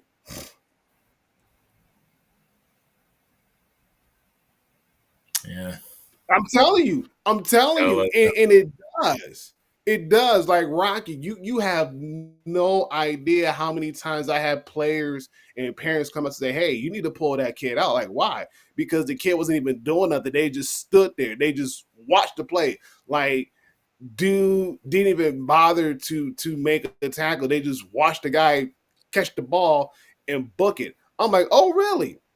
So pull the player aside, like, hey, I got people telling me that you weren't doing your job in the football field. Yeah, I was. Well, how come you allow this kid who you were guarding, you're supposed to be guarding, fly past you for number one, make a catch number two, and you watched it happen? And didn't even try to make the attempt to tackle. But yeah, I did. No, you didn't, because I have 4 or 5 parents said that you didn't do it. Even from the other side. That shows a lot. Oh, That snap. shows oh yeah. Oh, I went in.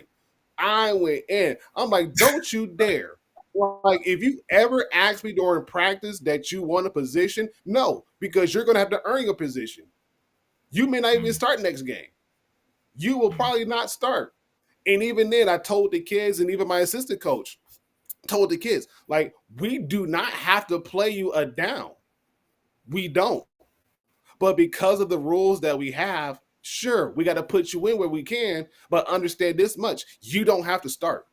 We will give your job to somebody else who wants it, who's earned it. And if they want to fight for your spot and they do a better job at your spot, they get it. That's on you. You need to watch and learn. And if you don't want to watch and learn now, best believe in the fifth and sixth grade league, you're gonna have to earn your spot. The seventh, eighth grade league, you're gonna have to earn your spot. When you get into high school, you're definitely gonna have to earn your spot. And even the one kid actually was like, hey, he was like, I had a lot of touchdowns during last season. I'm like, yeah, that's last season. But also understand you wasn't even doing your job anyways. Well, what do you mean?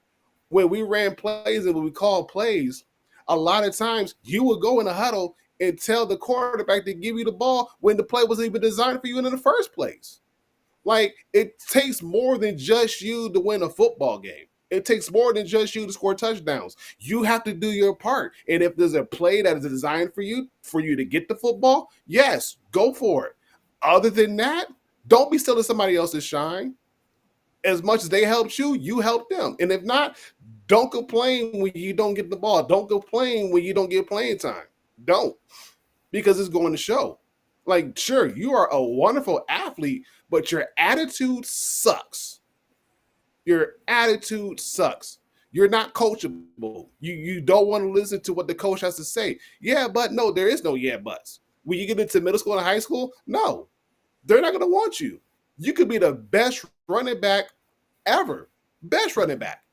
But if you don't want to listen to what your coaches have to say to you in order for you to get better, don't complain. And he was like, oh, okay. And so, like, this season, he's not starting. He's not starting. He's probably like, as a matter of fact, he's not even running the football this season. That's how crazy it is. He's not even in the backfield. I think it's like second string. Oh. So it's like, yeah, I told you what was going to happen. And, here it goes. It happens. But I'm off my tangent. Off to my fear.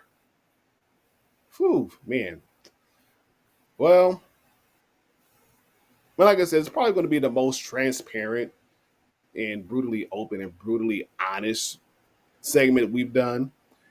And I think this one I might need therapy for, but whatever. We're going to see. Okay. So my biggest fear, if anybody had to kind of like ask, what would it be? I think for me is the fear of failure and the fear of being viewed as a failure because of the fact that I know, as Extreme Madness has put it, I know I have that dog in me, but at the same time, I know eventually the dog does get tired.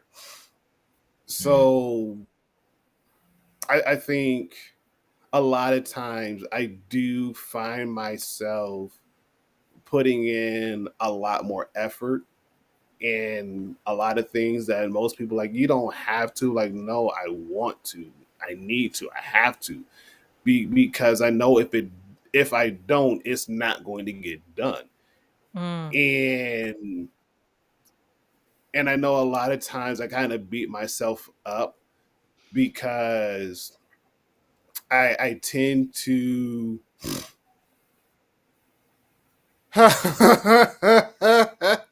stop it, Rocky. But oh my gosh, sad but true. And even then, we ain't got a bench to sit on, so they're gonna be riding the field. But anyways, yeah. So I know a lot of times I find myself like I'll take last week for a prime example. I think every day last week I was probably like about 5 to about 10 minutes late. About 5 to 10 minutes late. Okay. Every day last week, Mike. And so by me being 5 to 10 minutes late every day last week, it bothered me in a way where it's like, okay, I'm not happy with the fact that I'm always 5 to 10 minutes late. You know, trying to make sure I get there in time, you know, it bothers me. And even if I do everything correct, from making sure I got clothes picked out, making sure I do breakfast, coffee, like I could do everything right. And when the time comes for me to go to work and everything else, it's like, okay, I know I'm getting close to that time. I know how much, I know that from where I live and where the school is at, it's about 10 minutes away. Given with the traffic and everything else, it's 10 minutes. And also understanding that there's construction on the way to the school building, you factor in another 2 to 3 minutes. So my travel time increases to like 13 minutes. And so I'll go into work and I'm like, beat myself up. Like, okay, this person is going to show up to work about 10, 15 minutes early, but at the same time, they live a lot closer than what you do. So you have to drive and you have to leave your house at a very specific time in order for you to get there, because a lot depends upon you showing up to work. Hmm. And so, it, like I said, when I tell you guys, it bothered me. It bothered me because I'm like, okay, I'm not doing my part. Even though, yes, I'm showing up, but if my shift says I have to be there at, let's say, if I had to be there by 11 o'clock, not 11:10 or 11:15, that's going to hurt my team, because now there's other people who normally don't do what I do are coming in to help out when they shouldn't have to. I have to get on the bandwagon. I have to do this. I have to do that. And so I'm like, okay, I have to basically do whatever I need to be ready to go to work. So yesterday, everything went fine. Like I actually got to work about 10 minutes early. I was like, yay, happy, proud of myself. Woohoo, riding a high. Today, 10 minutes late. And it was Mm. like, ouch. Again, did everything right. Like had my 2 cups of coffee. I even bypassed breakfast. Clothes was picked out and ready to go. You know, I was just late. And I was like, this feeling sucks. It does. Because I know my coworker, she's going to be there 10 to 15 minutes early Mm. every day. Every day. And it's like, I even thought it to myself, like, okay, I have to beat her there. Like, how in the deuce is you going to beat someone there if they live literally 5 minutes away from the school, if that? And you're like 10, 15 minutes away from the school. So, in other words, you'll basically have to leave your house no later than 10 o'clock in order for you to be there by like 10:10, 10:20, and your shift doesn't start until 11. So, Hmm. like, what is that going to prove to you anyway? It's like not a whole lot of nothing, but I'm overcompensating for myself. And so it's like, yeah, that bothers me a lot, a whole lot, because again, I really, if I can help it, I don't like being late. Hmm. Again, if I can help it, and I know that if I know I'm going to be late, is going to weigh me down a lot, probably a lot more than anything else, because I'm going to be beating myself up because, hey, you're late. Hey, they're going to say that you're not dependable, that you're unreliable, that you're not really good at this. Like, what's going on? And then from there, because of the fact it continues over and over and over again, so now you're going to be sitting there probably getting a write up, probably get another write up, probably getting terminated because of the fact that your attendance, it sucks, is going to snowball into something bigger that you really could possibly avoid. I'm like, yeah, Have they do got they it. actually say that to workers like you're not reliable, you're not dependable and like they write you up for that? Well, I'll put it to you like this: because of the fact the school building that I work at, I do get a lot of grace and mercy because in my position, I've been there for pretty much 3 years, Mhm. which a lot of other people, they've only been there for about, within my same position, maybe a year. Maybe. Maybe. So I already have like that longevity underneath my belt. And even still, then, because I do a lot more within the school building, they don't necessarily say that per se, but it shows. It shows. Like, hey, let us know.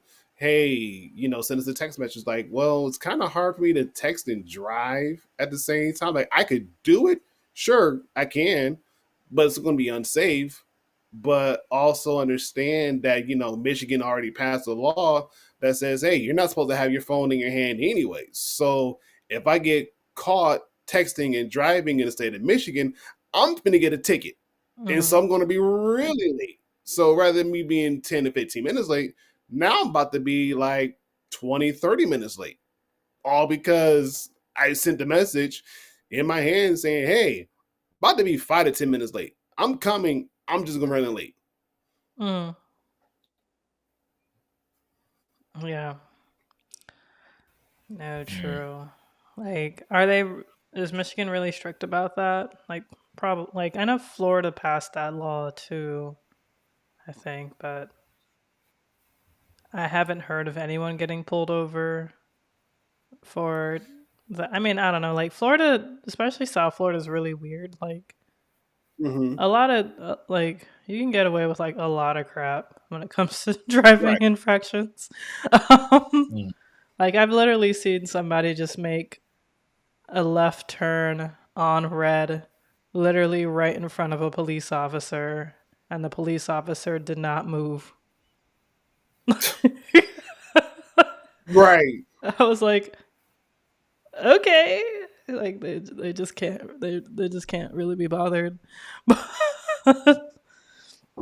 Right. Well, because I know that we just recently, especially in the city that I live in, we got the Michigan U turns put in finally because a lot of people, because there's one intersection in particularly. Well, actually, no, there's two intersections that has seen a lot of car accidents because a lot of people try to beat the light and turn left, but because of the fact that traffic can get so busy and so intense that people who are trying to make a left, they're trying to beat the cars, and a lot of times the cars are also trying to beat the light too as well, and so you get car accidents right then and there that happens all the time at the same intersections. And Mm, so probably within the last, let's say like the last, this is October, so probably about like, we'll call it January of this year, they broke ground to make the Michigan U turns, and a lot of it has been like put in place by like July, to kind of cut back. But you still got people at the same intersections where it says no left turn, you can't turn here. They still make that left turn. And it's like, what are you doing? Do you not see the four blaring signs that says, hey, no left hand turns? You can't turn left here. No left hand turns. And even then, the cop is like literally 4 cars deep, and you make the left hand turn. No, you're not supposed to, and yet the cop just sits there like, oh, I can't get him. You know, I'm like, seriously? So you're okay with someone making a left hand turn, knowing they cannot turn left here? You know, the U turn is literally right there. You know, like really? And even then, you know, there's another intersection downtown where you can't make or you can't turn right on red. You Mhm. can't do it. And it's posted 3, 4 places that you, especially one where it's literally at eye level. You can't miss it. It's right there. You know, person turned on red. I'm like, really? You're not supposed to turn on red. Sure enough, as the light changes, who comes cruising past? A police officer. Like, you did not just see that car turn red. Like, it's been red for a minute. It's been red for a long minute, and you didn't get them. Like, come on now. So, if anyone ever decides to come visit Southwest Michigan, just understand that um, drive at your own risk. Mhm. Drive carefully, drive cautiously, because drivers in Southwest Michigan, they do not care one bit. They will probably flick you off as they're speeding, doing 20 miles over the speed limit, which is pretty much normal, and Mm. get mad at you because you're doing 75 and they're doing like 90 in the 55. Like, really? That Like, sounds come on now. that sounds like South Florida. Mm. Yeah. And like I drive pretty fast, but not fast enough apparently. So Right. I Yeah, was I've like, been oh, there. going 80 wasn't fast enough. My bad. Like, Yeah. no, but you gotta.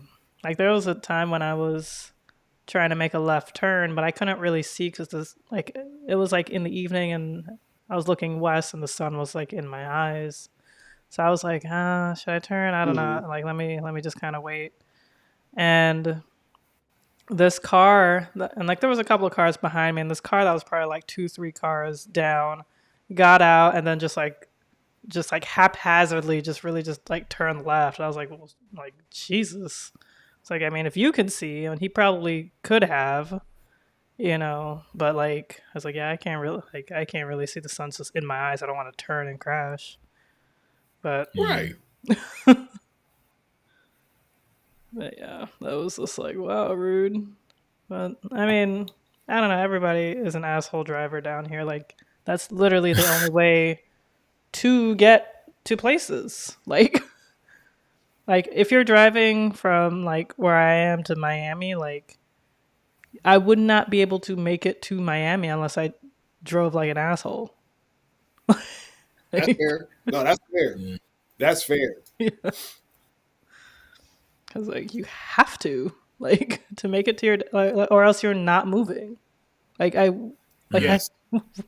I wish I was exaggerating, but no, you have to. You have to be a complete asshole. Yeah. I second that because we've had our fair share. Yeah, you have to. Like, if like the event that I went to, what was it, 2021, 22, Hmm. or was it 2020? Well, I think, one of them years. yeah. One of them years, like, we were literally sitting in. We got to the event where we're supposed to be at, but because of the fact that we had people like literally in the streets, jumping out of the cars so they can get to the venue, save seats, and all this, that, and the third. And so the person driving, I told, like, hey, whenever you get a good chance to go, go. Like, well, there's people there. Like, well, they're in your way. They're in your way. Like, you got to go, because if you don't, we're going to be sitting here in traffic for God knows how long. And, like, everybody was like, yeah, you got a point. Like, you got to go. Like, if you got to Mm. go, go, take it. Yeah. We're already here. There's no point in this and the third. So I guess eventually, some cars were nice enough to let us turn, and some people were nice enough to let us like turn. So they're kind of like, yeah, we're in the crosswalk, but we're gonna stop traffic so you guys can turn because you guys are literally in the middle of the street, and we know that if this light turns red and the other side turns green, that you're going to get smacked hard. Mm-hmm. Like, yeah, time to go. Yeah. Definitely time like, hey, do what you got to do and go. I mean, we got there in time, but still, it was just like, yeah, can't do this. Even that offer, like, listen, if you want me to drive, I can drive. Like, it's no big deal. I know, but this is a rental. Da, da, da, da. Like, you don't understand. Like, if you want me to drive, I can drive. I can Mm-hmm. get us to wherever we need to go quick, fast, and in a hurry because, again, we got to go Mm-hmm. and we got to go fast. And they're kind of like, well, I don't know. I'm like, I'm I just don't think offering. you Like, understand. Like, exactly. Like understand. Like, sometimes you got to be quick fit. You got to be quick with the brain and just go. You can't second guess. You just got to go and go fast and go hard because they're not going to allow you to go. And they're like, okay, you know, mm-hmm. whatever. Like, all right, don't say I didn't try because I did. So, yes, to L's point, yes. Yes, you do. Yeah, and with like so many people moving from like out of state to down here, like driving has just gotten so weird. It's Yeah. like, Let's go, Chad. Call of Duty reference. yeah, and that's scary, Rocky. I gotta be. It's like,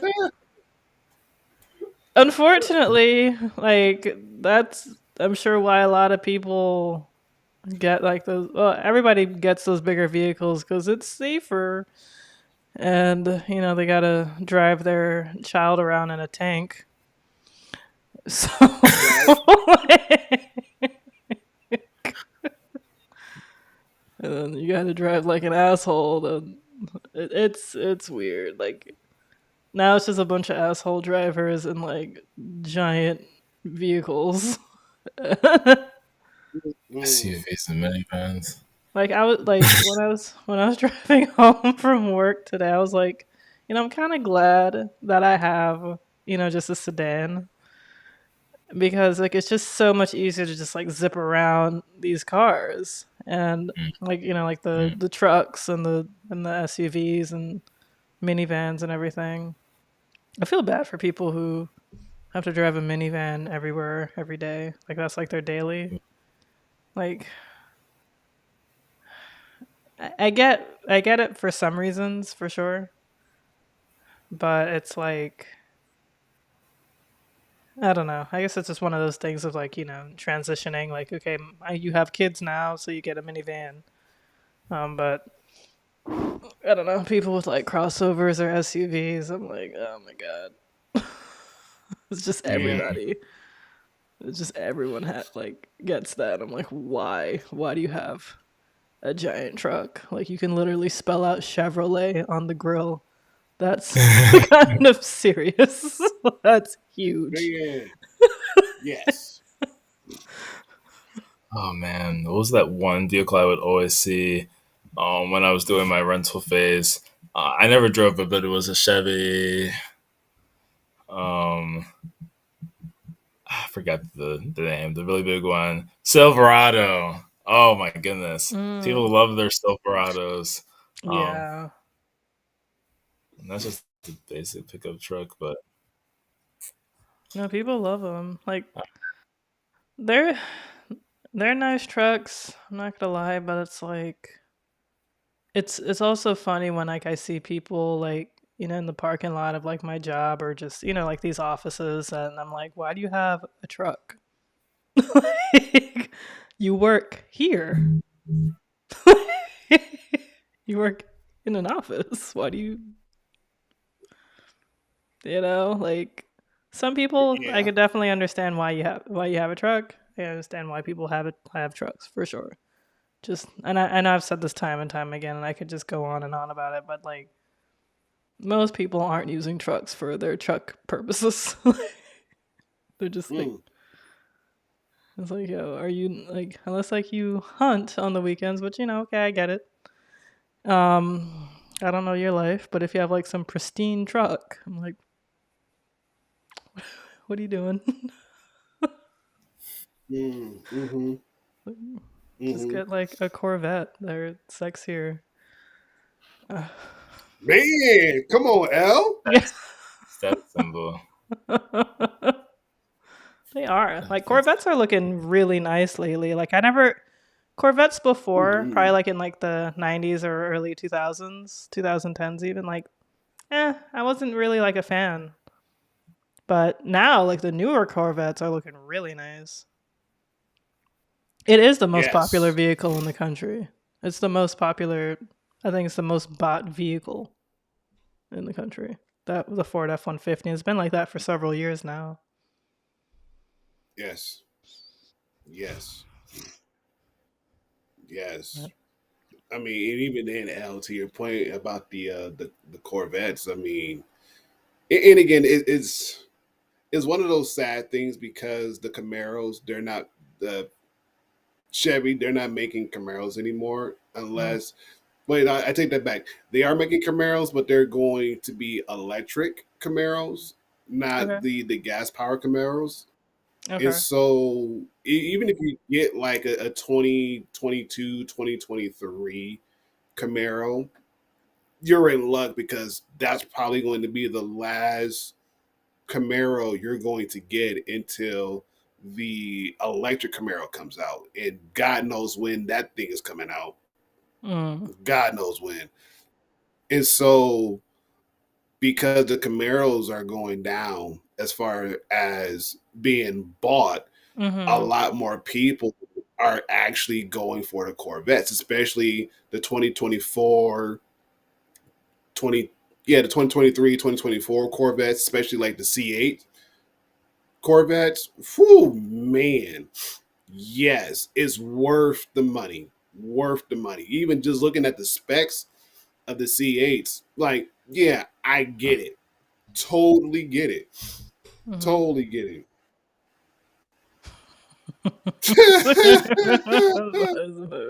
Why can you play too much? I know. Play too much. But yeah, I mean, and even then, just the overall body shape of the Corvettes, they look very very nice. You Mm. almost if you just like took a quick glance and like, oh, that's a nice car, you would think it's a McLaren Right. Yeah. Yeah, like or that like what's another one like a McLaren, um, Lambo. Yeah, I was going to say Lamborghini. Like it's Yeah, but I definitely see a lot of McLaren in the new Corvettes and that's probably why I really like them. yeah. So, but yeah, like good on Corvette. Like I don't know, before Corvettes were just like eh, like they're like I always like, respected them. It's like, yeah, like, these are nice cars. But Yeah. now it's like now they can like I feel like they can hold a candle to like a Lamborghini and a Oh yeah. McLaren now. Oh yeah. But Definitely. Especially underneath again, especially underneath the hood. Definitely yes. okay. Okay. Yeah, and even then, with I think the C8s and the Stingrays, the newer ones, the newer Stingrays and the newer C8s, they're basically saying that the those two models alone, they're supercar killers, meaning like they can very well compete and hold their own against your McLarens, against your Ferraris, Oh, against your okay. Lamborghinis, and even the 2024 Ford Mustang, it's getting up there, Mm, surpassing.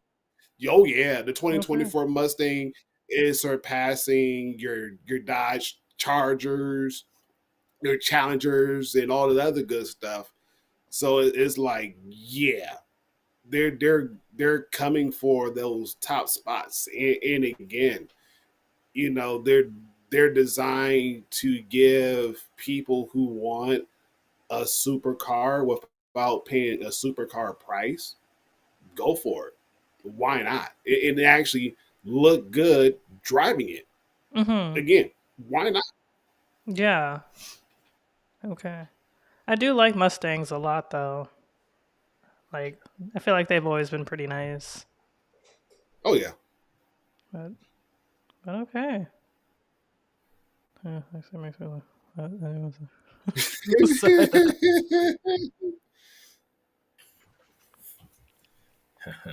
Oh, I watched too Toby. many Criminal Minds. I'm like, maybe I actually never watched Dexter. I never knew much really about it at all. But watching Criminal Minds, I'm like, huh, this is interesting. Even some people I would see post would be like, they would watch some crime documentary and they got caught because they left a hair. Like this one woman was like, stupid. She was like literally just put that caption. I was like, that's a little concerning because it's like clearly she was like implying that she could actually get away with it. Like I would never be that dumb. But sometimes I'm watching, I'm like, yeah, I probably wouldn't have gotten caught if I really was about it. But that being said, what were you about to say? I'm Oh, guessing yes. the fears, right? Yes. Mm-hmm. So yes, my name. Oh yeah, it doesn't seem like the name is showing. Yeah. Nothing to fear, but fair enough because I usually say fair enough a lot. Or at least I used to, and I feel like I actually was more social. Now I'm never on my socials, but fair enough. So what do I have to fear? I think so. The failure is actually a big one. And that was one when someone asked me this. This might have been right after I graduated grad school, or it might have been when I was in my end of it, because it was a friend of mine who I met there, and she was saying, I think I just said like a fear would be like feeling like I couldn't either fulfill expectations or that I would like I don't know be Mm. exposed for the not like I have crazy views, but like if I don't know like if maybe my views or beliefs didn't line up. For instance, like when I was kind of going through my spiritual transformation and I was kind of getting much more involved or sort of rebirth with Christianity, then like very much a pullback, drawback, and a weird funk stage. And it's like, well, what if I don't know? It was exposed that maybe I didn't have as strong of a belief as I used to, and then that was a whole thing. Or if it was on the side of like, um, I don't know. Like I think that was a thing. Now I'm not sure I really care to be honest, but like there was a point where I thought like I had to kind of be low key about certain things because I didn't want to feel like I was going to be like ostracized. And at this point, I'm like much. I mean, I'm not old, but I'm definitely not like in high school. Like I literally am in finishing or out of grad school, but I still felt like I don't know. It was because I think it was just because so many people had so many strong, passionate feelings and views about things. I was always a lot more nonchalant. I mean, obviously there was the whole I mean, with politics and how we met and Yang and all of that, that was a lot and that was fun. But even then, I was never really someone who was very like, and I would try to see things through more of an analytical lens and not necessarily taking these strong stances or positions. I mean, there were some things I definitely posted more strongly about, like a lot of like the police brutality incidents, I think 2015, 2016, 2017. Um, so I know there was a point where I kind of felt like getting into like these, because I don't know, I, I I don't really like. I can go back and forth and debate things, but I'm not really someone who like enjoys it in certain contexts. I think when it's like people are just like I don't know, people can be a lot, and sometimes I just don't want to have to deal with it. Sometimes I would just kind of not really express as much, or I would feel like a very like attention if I feel like people were if I got backlash. I mean, I don't really like seriously get backlash, but sometimes I might post things and people will have like certain opinions. So I feel like it's kind of a reinforcing loop to be like, oh, maybe I shouldn't share this thing, which I did not think was this controversial, but now apparently people are um, finding it controversial. But again, like I don't know if I care as much about that now as I might have used to. And in some ways, I just take the path of least resistance and like you win. You know, that's fine. We can agree to disagree. Like one thing I remember you shared with, I think it was something you shared with me, Al. It was like this reel. Oh yeah, this is back when I actually used Instagram. So this was definitely months ago. Sorry to all the people who've been sending me things. I promise I'll go and check at least. But there was a point where you sent me this beautiful video. This guy was talking about men. You know, we basically don't like something about like unconditional love and all this, and it was like a spoken word piece about love and unconditional love, and I thought it was interesting. I posted it, right, and I know that there were some people who commented and they're like, oh, this is really nice, but like I got two responses where it was like, what nonsense is this, or like men, like basically kind of the idea that, this sounds like a thing where like men always get love, men always get this, like why are people complaining? And then of course there's like the whole like I can mention some points of just like, oh well, certain societal issues and men, blah blah blah, and then it's like, well, that's a job for therapy, not for women. It's like, well, I'm not saying that this is women, but I guess the way it comes off is that like women are the ones who need to provide this unconditional love. In fact, the video even goes to say that it's usually only your mama, and sometimes not even that. And so I think some people would feel like, oh well, now you want a woman in your life, gonna take the place of your mom. I don't know. And I just know that like I went back and forth a little bit with like these two good friends of mine, both actually funny enough Nigerian women. But I was just like, I don't know. I was like, listen, I just shared this thing, so I thought it was great. Um, Mhm. Mhm. and so sometimes I'm just like more reserved because I'm like, I don't really feel like, and then it's like, now do I have to like justify like my entire worldview, my entire belief system because I posted this thing which happens to be controversial? Like there's one thing where it was like something very Black Lives Matter related, and I shared it on my story, but it was from, I guess, Umar Johnson, and someone commented. Actually, they didn't even comment; they just texted me out of the blue. And this is probably like early this year. No, it would have probably been last year. Might have actually been early last year. But the person texted me saying, "I hope you don't like believe Umar Johnson and his like. I hope you're not on the Umar Johnson train." And I just posted this video because it was, pretty pro-black type of thing. It wasn't controversial. It wasn't like a video. It was literally just like a kind of meme or like a kind of. It might have talked about history. Actually, it probably was about Black Wall Street. I think that's what it was. It was probably literally a Black Wall Street post from last year, most likely, um, or something of the sort. And so sometimes I'm just like, I don't have the energy for this. Like, I just posted this because I thought it was nice. I wasn't trying to, like, it would be like Kevin Samuels. Like, I never followed him at all. Like, I never followed him. I Mhm. barely knew who the man was until he died. And so, but let's say I did post something that was relatively less controversial, that he quoted something or something, something, and now it's like I'm getting a flood of messages like, oh, wow, so you're one of those. And I'm like, I'm one of what? I just thought I was going to post this thing that was interesting, and now I have to like defend an entire, like, I don't know. I think that was always a big thing that I was not a fan of, and even like with politics, like, you know, there are some things that some people do that, yeah, I might be like, oh yeah, that made sense, but then you don't want to like be attached to, I guess, their entire worldview. I don't know. I think I've really just, I thankfully I've learned secondhand, not to, I think, engage in certain things or at least engage in different spaces, because I feel like some spaces are just not the place. Nuance gets very lost on the internet. But as much as I'm talking about that, I still don't think that's like really my biggest fear. More of just think of annoyance, and I just avoid trying to like get into some of those more controversial things, unless it's here on the live stream, or you have a space for it where I literally post something where it's like, open a discussion. That's fine, but I don't know. Sometimes I'm like, okay, that this thing was clearly a joke, or it was like supposed to be uplifting, and now it became weirdly controversial. So this isn't fun anymore. And then, but I do know like the thing with failure and feeling like you're not good enough, or feeling like, you know some of it could be from experience. So whether there were certain things where I didn't have the best job performance, or in grad school there were certain things where, I mean, I finished my degree with a master's because I wasn't making the progress I needed to on the PhD. Before that, I did well in college, but I had some rough spots, and I had some summer internships that were not the best. So it kind of was like, okay, well, am I going to get to the point where I feel like a fully functional adult who can get stuff done on time and deal with blah blah blah? And I've talked more. Like Ron, you said therapy. Like this is very much a relevant thing because I haven't had a therapist since, I think, back in April, right before I moved here. And I remember, Mm. which is fine because I never had a therapist in general until like September of last year. So it was a pretty short stint and it was not always very regular anyway.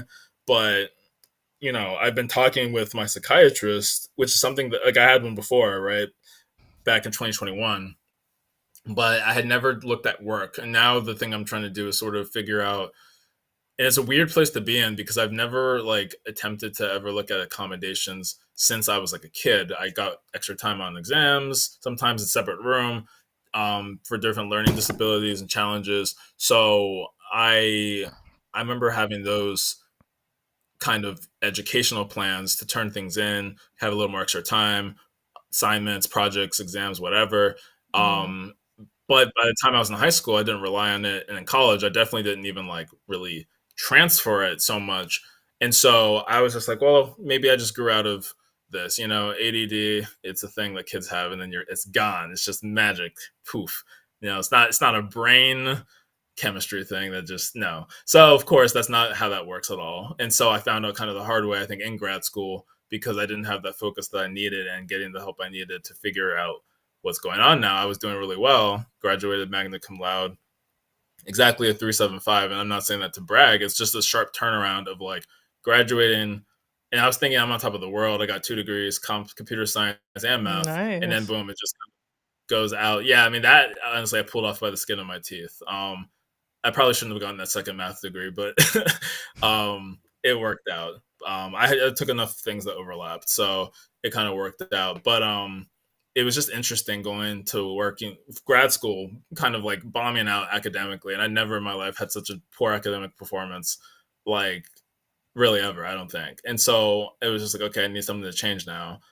And I did graduate my last semester. It was like seminar classes and like thesis type stuff, but I did get like all A's. And then I was like, okay, this is what I needed earlier, but at least this is good. Now let's work full time. And I had a lot of challenges. And so I've something I've been trying to talk to my psychiatrist about. This is on kind of recommendation of my oldest sister who works in HR at another company. And my mom was also pushing it was to look at like workplace accommodations and trying to see like if I can get people to work with me. Using the employee assistance program, the EAP to look at things. And so I talked with the EAP once before, but not about accommodations really. That was back in 2020. That was my old department head who suggested it after I sort of was opening up to her about some stuff that summer, and it was a good conversation. But I didn't really get to like actually look into workplace stuff because the idea was more so to look at therapy and just look at options and try to get like medicine. That was before I was even medicated because I wasn't taking any kind of meds for ADD since I was like in 5th or 6th grade, and that was very brief because the side effects, it kind of messed with my appetite, and I was already a Mm. very skinny child, so I got pulled off of that medicine with the quickness. Mm. So I wasn't remedicated until I sort of had to go find a psychiatrist. That was in 2021. Talk to them. Thankfully, I didn't need to give them any paperwork because God knows where that would have been from some old pediatrician. And so, present day, got the medication, was trying different stuff, was never consistent with it. I've been forcing myself to be more consistent recently. Um, it's going to sound weird, but I've been consistent on and off since like March or April of this year, but more consistent than I had been for like a few years. So it's just kind of like, well, can I survive? Can I like do basic things and like actually get stuff done? Because it feels like I'm always behind, and I feel like I'm always missing these marks, and like I've always kind of just had mediocre things, even when I'm like working my butt off, and I'm like literally like barely. Well, again, like if I did things more properly, I probably wouldn't need to like sacrifice my entire sleep. I mean, now I feel like I've been in a slightly better place, and I definitely have been going to sleep. Well, if not early, I at least wake up very early. Like it's been getting better. So That's good. I think though there's a lot to still work on, and I sometimes do have that fear of like, am I actually going to be competent if I leave my company? Because there's been a lot of problems. Like we've been just having we've been having trouble staffing people due to some issues. Mostly, I think because we over retain people because we don't really fire people a lot. I feel like, and so usually people leave on their own because we don't pay as high as other companies maybe in our industry, but we still pay decent. So people usually turn over, but because the economy was not great in a lot of other sectors, or I should say the same sector but other companies in tech, they were not doing well. So I think MITRE retained more people than they expected, like way more people. Our retention rate was way down, or I should say way higher, I should say. Um, and so we had a problem staffing all our projects. And so I was like without a project since end of October. Now that was already kind of something I was transitioning off of, but I basically haven't had like full coverage since then outside of spotty things. And so I got paid, but basically without any project sponsor work, which is not good. That means you're using overhead administrative money, which is very, you only use that really for trainings or onboarding. But I've basically been on it like almost full time for the last almost a year. It was like the week before Halloween when I got in that situation last year, and we're already in October 10th. So there's always that concern of like, well, I'm glad I'm still here, but who knows if I'm still going to be here for very long. And that could be like a little bit more real of a fear, but I don't think too much about it. Like I just kind of move forward. But then the thought of, well, if I leave this company because I want to get ahead of any issues, and of course you get a big pay jump and all this stuff. Like I've heard some pretty insane increases, like 40%. A friend was just telling me last week. Someone was telling me when oh no, this was like 2 weeks ago. But any case, that's how much he got leaving my company to another company some years ago. I mean, this is someone I met when I moved here, so it's not someone I know super well, but a black guy who worked at my company, and we connected at like a social event, like a Nesby event actually. So in any case, I think like if I do jump ship, am I going to be successful there? Because my company is like a very chill, laid back company, for better or for worse, and oftentimes it can be for worse. But at least you can kind of get away with some things. If I go somewhere else, they're going to look at me like you almost have a 5-year career, because I started my job in 2019 January, which we're coming up on pretty soon for 5 years. So I'm like, I'm not going to be entry level anymore. And then I'm like, I've already had my struggles here. So am I going to be successful elsewhere? So you kind of have that huge self doubt. And so that just feeling of competency, like if I'm not doing this, what am I really going to be doing? Because I kind of, went through an entire degree program to do this. I mean, granted, my company is kind of weird. So I feel like the work I'm doing, like if I was at a different company, a tech company that's a little outside of this weird government prototyping, federal contracting space, it might be a little more clear cut what I'm supposed to be doing. Here, you have to kind of read in between the lines sometimes. So I think like it also could be different at a different space, but that was like something that really was like not great in 2020, like the mental shenanigans of like, do I even want to be here? Things are already not super great. I've been here at that time I was barely there for a year, and COVID hit, and then it was just a whole lot. Do I want to be in this field? Do I want to get out of tech completely or engineering? I love math. I do, but is this what it's like to work here and in this field? It just feels like so isolating sometimes, or just like I'm expected to know more than I could possibly have known. And I'm like, who told me that this is what the job was? I don't know. It was a lot. And so sometimes I do wonder about like that core competency, like, even when I apply for new stuff within my company and I'm trying to sell myself, I always feel like I have to like hold back and be like, I don't want to, like, when you lie on your resume, it's like you kind of saying things that you don't really know if you know how to do, but you haven't worked real in the real world, so you're just gonna put anything. But now that I have worked, I'm like, I kind of don't want to. I almost don't want to like, because I guess I just don't want to keep going through the pattern of like I try something and it doesn't work out. Like I literally like, that's a whole different story. But I had a project I was working on since mid-July, and I was ruled off of it. It was already supposed to be relatively short term, like maybe through December, but I think I was told that I would probably be decreased anyway, September, October, but I ended up basically just getting cut before the middle of September. And that was like 50% direct work for some army project, which was good because that's usually the type of work you want to be on. It just helps everyone, helps sponsor engagement, helps your department look better. But to only have that for like 2 months, it's like, well, that was a bit demoralizing. And that was barely a month ago. So sometimes I'm like, do I even want to like try to sell myself to new people? But then will I even be competent enough for the role or for the work, blah, blah, blah. So it really is like a not very fun mental game. But I guess we move. And then outside of that, Because I don't know. I mean, that's like a concern. Is it like fair? It's not fun to deal with, but it is what it is. And then debt sucks. Being in debt for the rest of your life, like this Mm. financial system that we're in, like if you, and this is something that I feel like I was hinting at the beginning, like there are certain fears that you have, but it's also like society.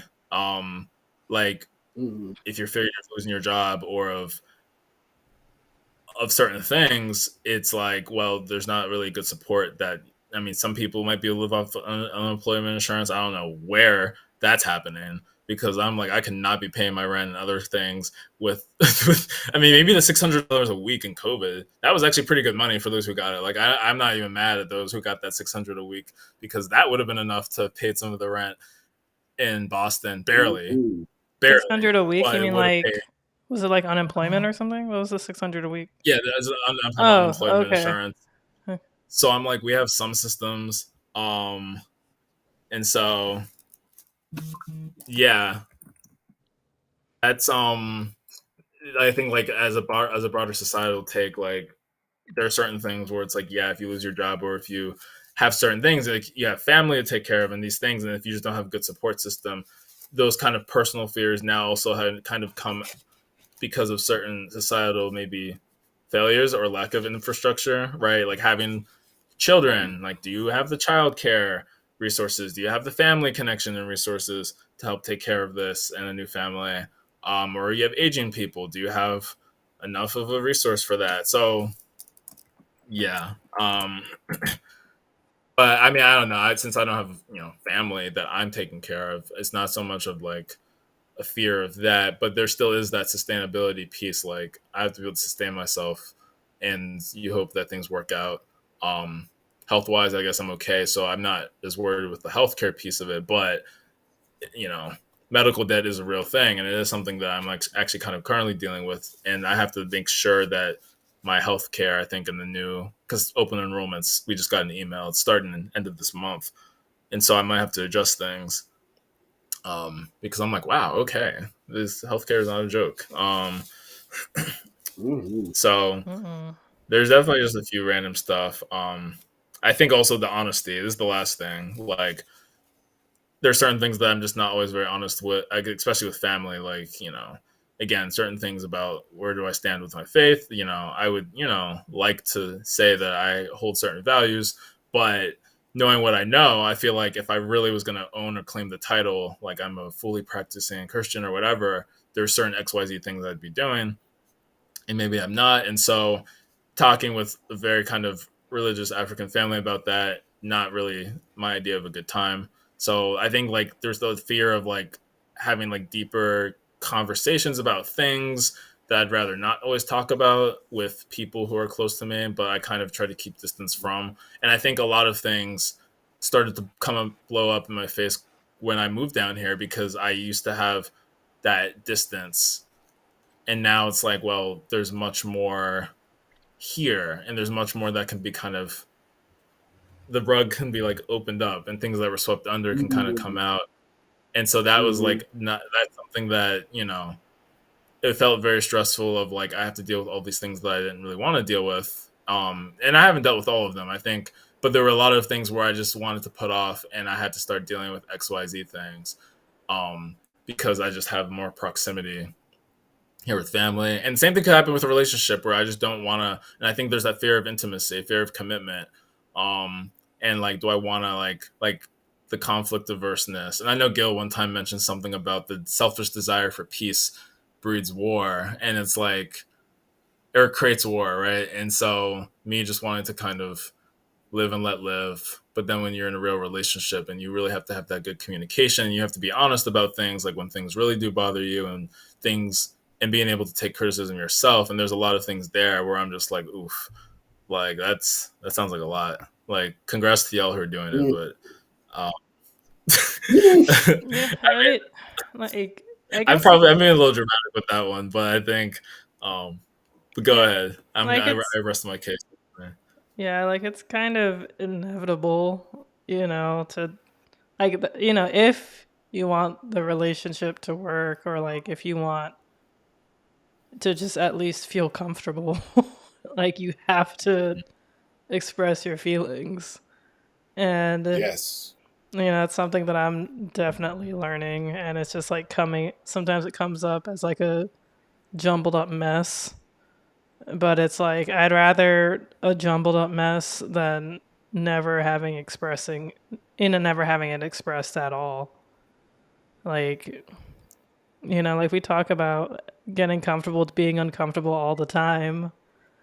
So, Here like, it goes. yeah, that's what, like that's a big thing because, you can't just be putting on a farce. You can't just be putting on a front the whole time. My therapist said Mhm. that, you know, there's two words in theater, there's two words in acting. It's just action and cut. Like that person that you're with or who you are and who you're trying to be, or that person who they're trying to be, like, if they're trying to be someone, they're acting. But eventually they're going to call cut, like, or you're going to call cut, and it's just be like, I really don't like your tuna casserole, or like, like I I'd rather you sleep on this side of the bed. Like, I feel like I do not get enough sleep on this side. Or it's like, like it's just like these things that we're trying to act like we're okay with. And like sometimes it's small things. Most of the time it is small things. And there are times when it is like some big things and you just have to, convey it. But it's always really nice when you're, like when you trust your partner and that like your concerns with them isn't really going to come out of the relationship. It's like, oh, instead of being like, oh yeah, my girl said this, and like he's texting the group chat, it's like, oh, then you should say this. It's like, you're not in the relationship. Why are you bringing your boys into our relationship? Mm. It's like Mhm. there's been times, like I've thought about like talking to like friends about things, and I'm like, no. It's like either I just tell my therapist and I tell my boyfriend. That's it. Like, No, that's fair. I don't go to my mom. I don't go to like my sisters. I don't go to my friends. I don't go to the group chats. I'm just like, I it's tempting. Don't get me wrong. It's very tempting, but A, this is like my first like serious relationship, and B, as the friend of several people who've had relationships throughout the years, when they're out here like, bad mouthing their partner, and then you go and meet the partner, it's awkward. It's weird. It's not good. It's like old people. They do because they don't go. It's true. I worked at a job where a lot of the women were like, I was in my early to mid 20s, and a lot of the women were like in their late 30s, early 40s. And I'd constantly hear them talking amongst their peers or whoever, like, "Oh, you're gonna love your 40s. You're gonna love your 40s. You just don't care anymore. You just say whatever." And I was like, I want to live like that today. I don't want to wait until my 40s to like enjoy this amazing feeling. And it's, granted, I'm definitely not perfect, and in my 20s I sure as heck wasn't. But like that's when I kind of started to like sort of try. I'm like, let me say some stuff and just to kind of see what I can get away with, and see, like, instead of always trying to care about how other people feel, I'm like, well, this is how I feel. You do talk a lot. I'm not going to sit here and like coddle your feelings anymore. You talk a lot. I'm not, it's like, yeah, you should do this. Your breath stinks. Like, I'm tired of pretending like it doesn't. He's like, you should do X, Y. Like, do what you will with this information, but this is how I feel. So, This is what you would say to your close friends who ask you for advice, or what um, was the context of this? like if things are kind of making me uncomfortable, or yeah, like if they would say things like I've had guy friends or people say like they would talk a lot and then they will like kind of like be bashful and be like, oh, oh, I'm sorry, I know I talk a lot, ha ha ha. And I'm like, yeah, you do talk a lot. And it's like, you're not supposed to say that. I was like, that's true, you talk a lot. Like, I thought we're just stating facts here. You stated the fact. I'm disagreeing with you.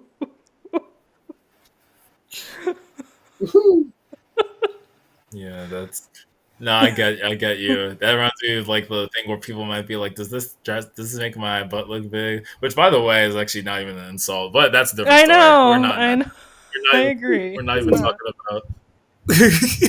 Wait, I what was know. that? No, I was like, I agree. It's like, don't you want your butt to look big in the dress? Maybe I'm just projecting. Like, I would want my butt to look big in the dress. Listen, but it's like those things where it's like people ask these things, right? And they want some confirmation of XYZ. But of course, they wouldn't really want to, like I think one person, girl, like she was my first like person, you could say. I mean, it was a situationship, but she definitely said something about like something like either I know I'm acting like a B or like something I probably am being a B or something. And I was just like, no. Well, I think, okay, I didn't say, I definitely wasn't like, yeah, you are. I might have been like, oh no, it's fine or it's okay. I don't think I said it that explicitly. I probably said it more of like, I don't think, because I didn't say it in a way that made me agree that yes, you are. But I was more of like, oh, like something is fine, or just like, no, like you're good. But I guess she was like, oh, like why didn't you say like, no, I'm not being this? And I was like, I don't know what you. I was like, are Right, we? yeah. I was like, what do you want? What do you want from me? Like, I'm not gonna sit here and lie. I mean, I'm not saying that she was this, or I would have called her a B, but I was like, I'm also not gonna sit here and like completely lie. Like, I think we both agree that there was a little bit of like wildness of some whatever the situation was. We both kind of knew it was a bit much. I just was being a little more diplomatic, like, no, don't be too hard on yourself. And she was like, oh, you should have said I wasn't a B. I was like, I plead the fifth. I plead the fifth. I don't know. But yeah, some of those moments where you do just have to be like, hey, listen, like you might have to like tell it like it is, or maybe as diplomatic as you can, but not necessarily sparing the feelings or feeling like you have to like leave a part of yourself, or like it's not really being the bigger person thing, but it's just like you kind of would be not as truthful because of certain whatevers. Which I think it can be a little generalized, but I definitely know that like and I feel like I need to like talk to someone. And that's the other thing again, the fear of confronting, the fear like you make up scenarios in your head. Um, and this is I'll be really quick with this, but I was in a workplace office that I guess you can reserve like normally through the system. This one building, which is the furthest building from where I usually stay. I don't have a reserved office. I have to, reserve something every day or use a common working area. And Mm-hmm. so I went to the fourth building, and I usually work in one, so I have to walk all the way through. And so anyway, there's usually like a few little offices I take that say reservable, but that building is weird, and I never can find the buildings in the system. Like it's actually kind of really strange. So I was in the office I normally stay in when I'm in that building, and a woman who I've seen before, but I never knew who she was. I thought she was part of the IT support because I usually saw her at that like help center space. But she like comes, and this is like 4:30 p.m. So it's the end of the day. I'm on a conversation call with someone, a connection who I was introduced to through another connection, just a bunch of like connections, and I'm like searching for stuff in the company. So I'm in a great session. We're talking. This woman who I mentioned comes knocking on the door, or like opens the door, or bangs or something, and she's like this is someone's office you're in, and I was like, oh, I mean, I should have just been like, because I was like, I thought that this was reservable. She was like, no, like this is someone's office. There's a bunch of offices here if you want to reserve.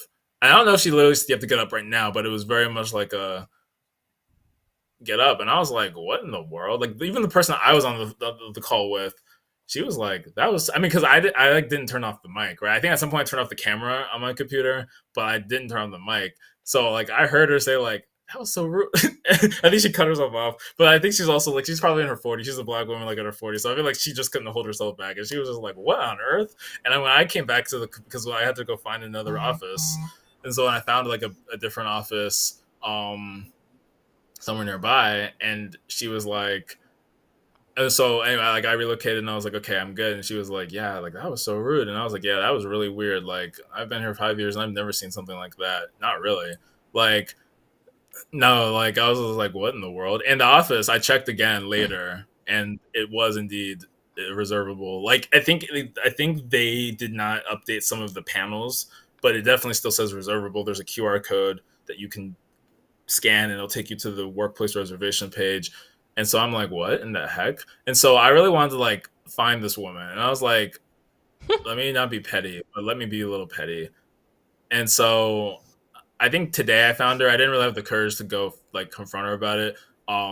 Because I went back to the office. One, because they actually have a cafe that closes later and we can get free coffee, tea. So it closes at 4 p.m.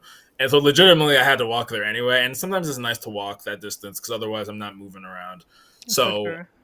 I go to that building, I find the reservable workspaces through the app.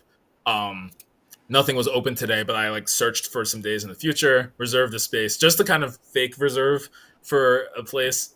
And lo and behold, that spot was not on there. But I was gonna like confront her and be like, not confront. I was gonna be like, hey, if you remember me, you very rudely. Well, no, I'm not gonna say all that. I was just be like, so can you give me a list of what's actual available to reserve, and can you explain why the room that I was in is not reservable if it literally says the word reservable there. And sometimes I'm just like, I just have such like a trepidation of like, because again, this is not the worst thing, but it was very unnecessary. And like, I'm not crazy because the woman I was on the call with was also like, what the heck was that? That was very rude. And so I'm just like, I don't know what's wrong with people. And so sometimes I'm just like, is it worth bringing this thing up? Like, I don't want to feel so much like a Karen. And it's like a building that I don't even normally work in. I like low key wanted to email the workplace reservation email and kind of say like, not like bring up the incident, but just say like, hey, some of these rooms seem to be weirdly malfunctioning, and someone told me this, but that doesn't match up. And so sometimes there are times where I'm just like, should I breach this thing, or am I doing too much? Am I like holding back because of fear, or is it really just a thing of you want to be the better person because you just feel like if you do bring up a situation, you know it's not for a good reason, and so you're just actually trying to do that for the best. And so I'm considering just like going and talking to the person and being like, "Hey, I think y'all need to get some stuff together because I wasn't in the wrong, and that was not necessary." But maybe without saying the last part, but it was just very strange, and I was just like, "What?" I don't know. It was very odd because our company is usually like people are very very diplomatic. It's like even if things don't work out on projects, usually people are very like friendly, and definitely the people who you deal with service desk and support. Usually they're like some of the best people. Like everyone's very willing. So it was just very very jarring because I was like, this is not the company I work for. Like Mm. what in the world? Um, so anyways, that's the end of that. But I do think that I do need to be a little bit better at a lot better, honestly, at confronting certain things when I know something just wasn't right, or when people try to make you sound crazy or like wrong, but you know that no, I know what I know. And if there's a misunderstanding, let's come to it together, but don't like put it on one side. Like I'm the one who's causing the problem. Like if there's something neutrally off, then yeah, we can work through that. But let's just be clear about what this is. And I feel like that self advocacy is something that's been difficult, but I've been trying to work on. So now I rest my case again. Yeah, for sure. No, that's definitely something that I still need to work on, and I think everybody to an extent needs to work on because even like the fear of being considered a Karen, is like, I mean, I get it because it's like, there's certain things it's like, is it really worth the fight? Other things it's like, um, is this even necessary? Am I trying to like, why am I trying to teach this person a lesson when there was no lesson to really like? Sometimes certain things are just an honest mistake. Like Mm. I remember at a previous job, like I was teaching one of my coworkers how to do a job, like a particular task, and he did it super well. Like I didn't really have any complaints. There was just like one or two things that were just honest mistakes, and I'm like, I don't know how to correct somebody about this because it's like, it's just I would just let him know. It's like, hey, like you did everything super well, just pointing out these things which I think were just just slight oversights. you know like it's just weird because it's like, yeah, just do better next time, even though it's probably going to be like just exactly the same. Just be a little bit more mindful, I guess. Like just like it's just weird. Sometimes it's weird to like, yeah. I can think of who'd be like, hey, sorry to bother you, but I just know if you want to psychiatrist pay. Right?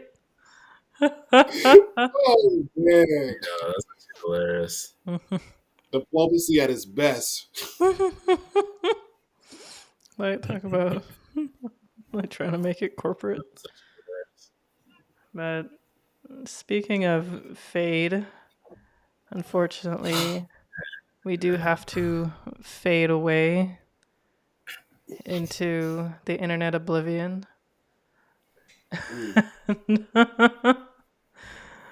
um, yeah. I don't think I have any good night or thank you so much for joining us thingamabobs to show up. I'll do that next time.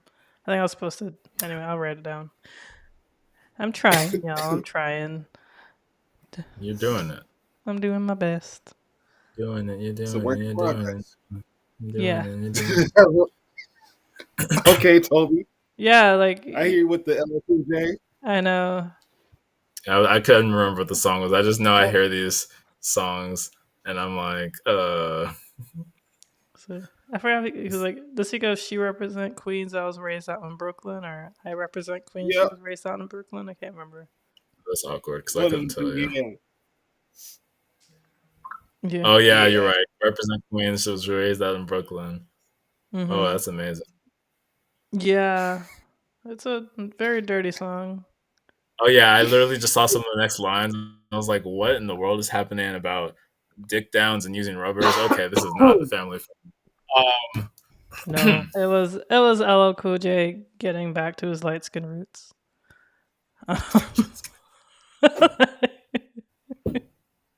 I always think it's hilarious when people are like the world is ending because Megan Thee Stallion is shaking her butt on stage, and I'm like, are y'all new to music?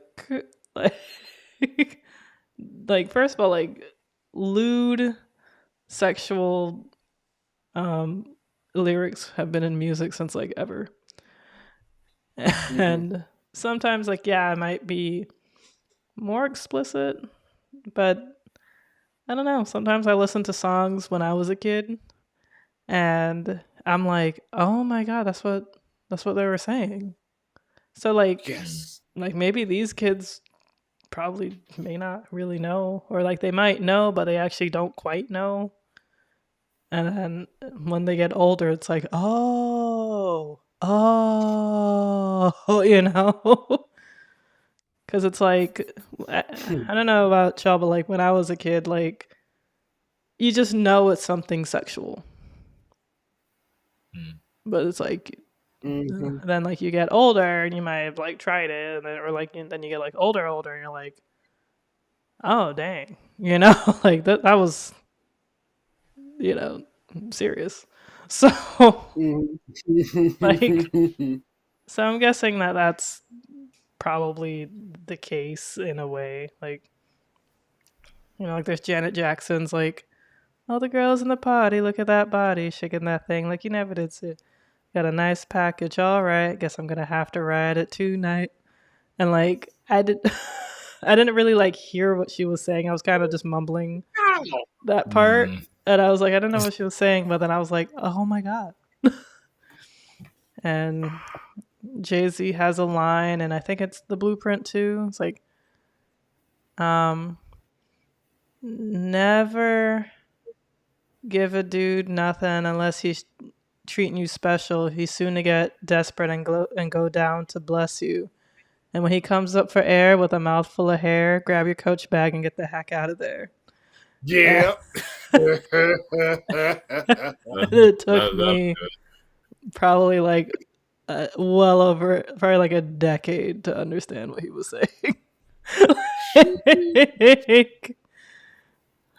Like, skate. I'm dead. right, exactly. Some things got just retconned in real time. Like I know there was like Soldier. What you said, Chad, with the skate reminded me of like the Soldier Boy back in like 2007, 2008. Where I was in 8th grade, and literally it's like Superman that ho, but somehow at some point it's just Superman and oh, or some nonsense that we know is not the real lyric, but we're just pretending that you didn't just say Superman that ho. And so it was kind of like certain things, which I mean, that song isn't even like explicit like that, right? It's much more of like, yeah, you got the dance craze, but even then, it's just like, oh yeah, we just kind of there's something there, like, and so sometimes you kind of know that there's certain things that are just there. I didn't listen to like a lot of music like that. It was very, I don't know. It just was what it was for me. Like I wasn't really listening to like a lot of popular secular music, or at least not like really dirty explicit stuff. So I just know that when I got to college, um, it was like all of a sudden. I mean, I guess my intro into getting to college actually there was a little bit my senior year, but it was just interesting. I was like, oh, this is a whole different ball game. So I missed the whole era, and that's a different story. But like, I think that like there's a lot of things where if I listen to the lyrics, it would be like, oh, this is something that okay, I guess this was a song that was popular at that time, and I never heard it. But that is so interesting as kids that people were like I always see on Instagram those compilations of like we sang these songs and we didn't know what these were, and it's like I was like, dang, well I didn't hear these songs, but that is wild that these lyrics were just in the mouths of little kids. Right, yeah. Even middle school. It's funny. Like it's true though. It's true. Like it's wild. Like, but I just think it's hilarious when people look at like Sexy Red or I don't know any other like or like Cash Doll or any other like female rap artist. Chad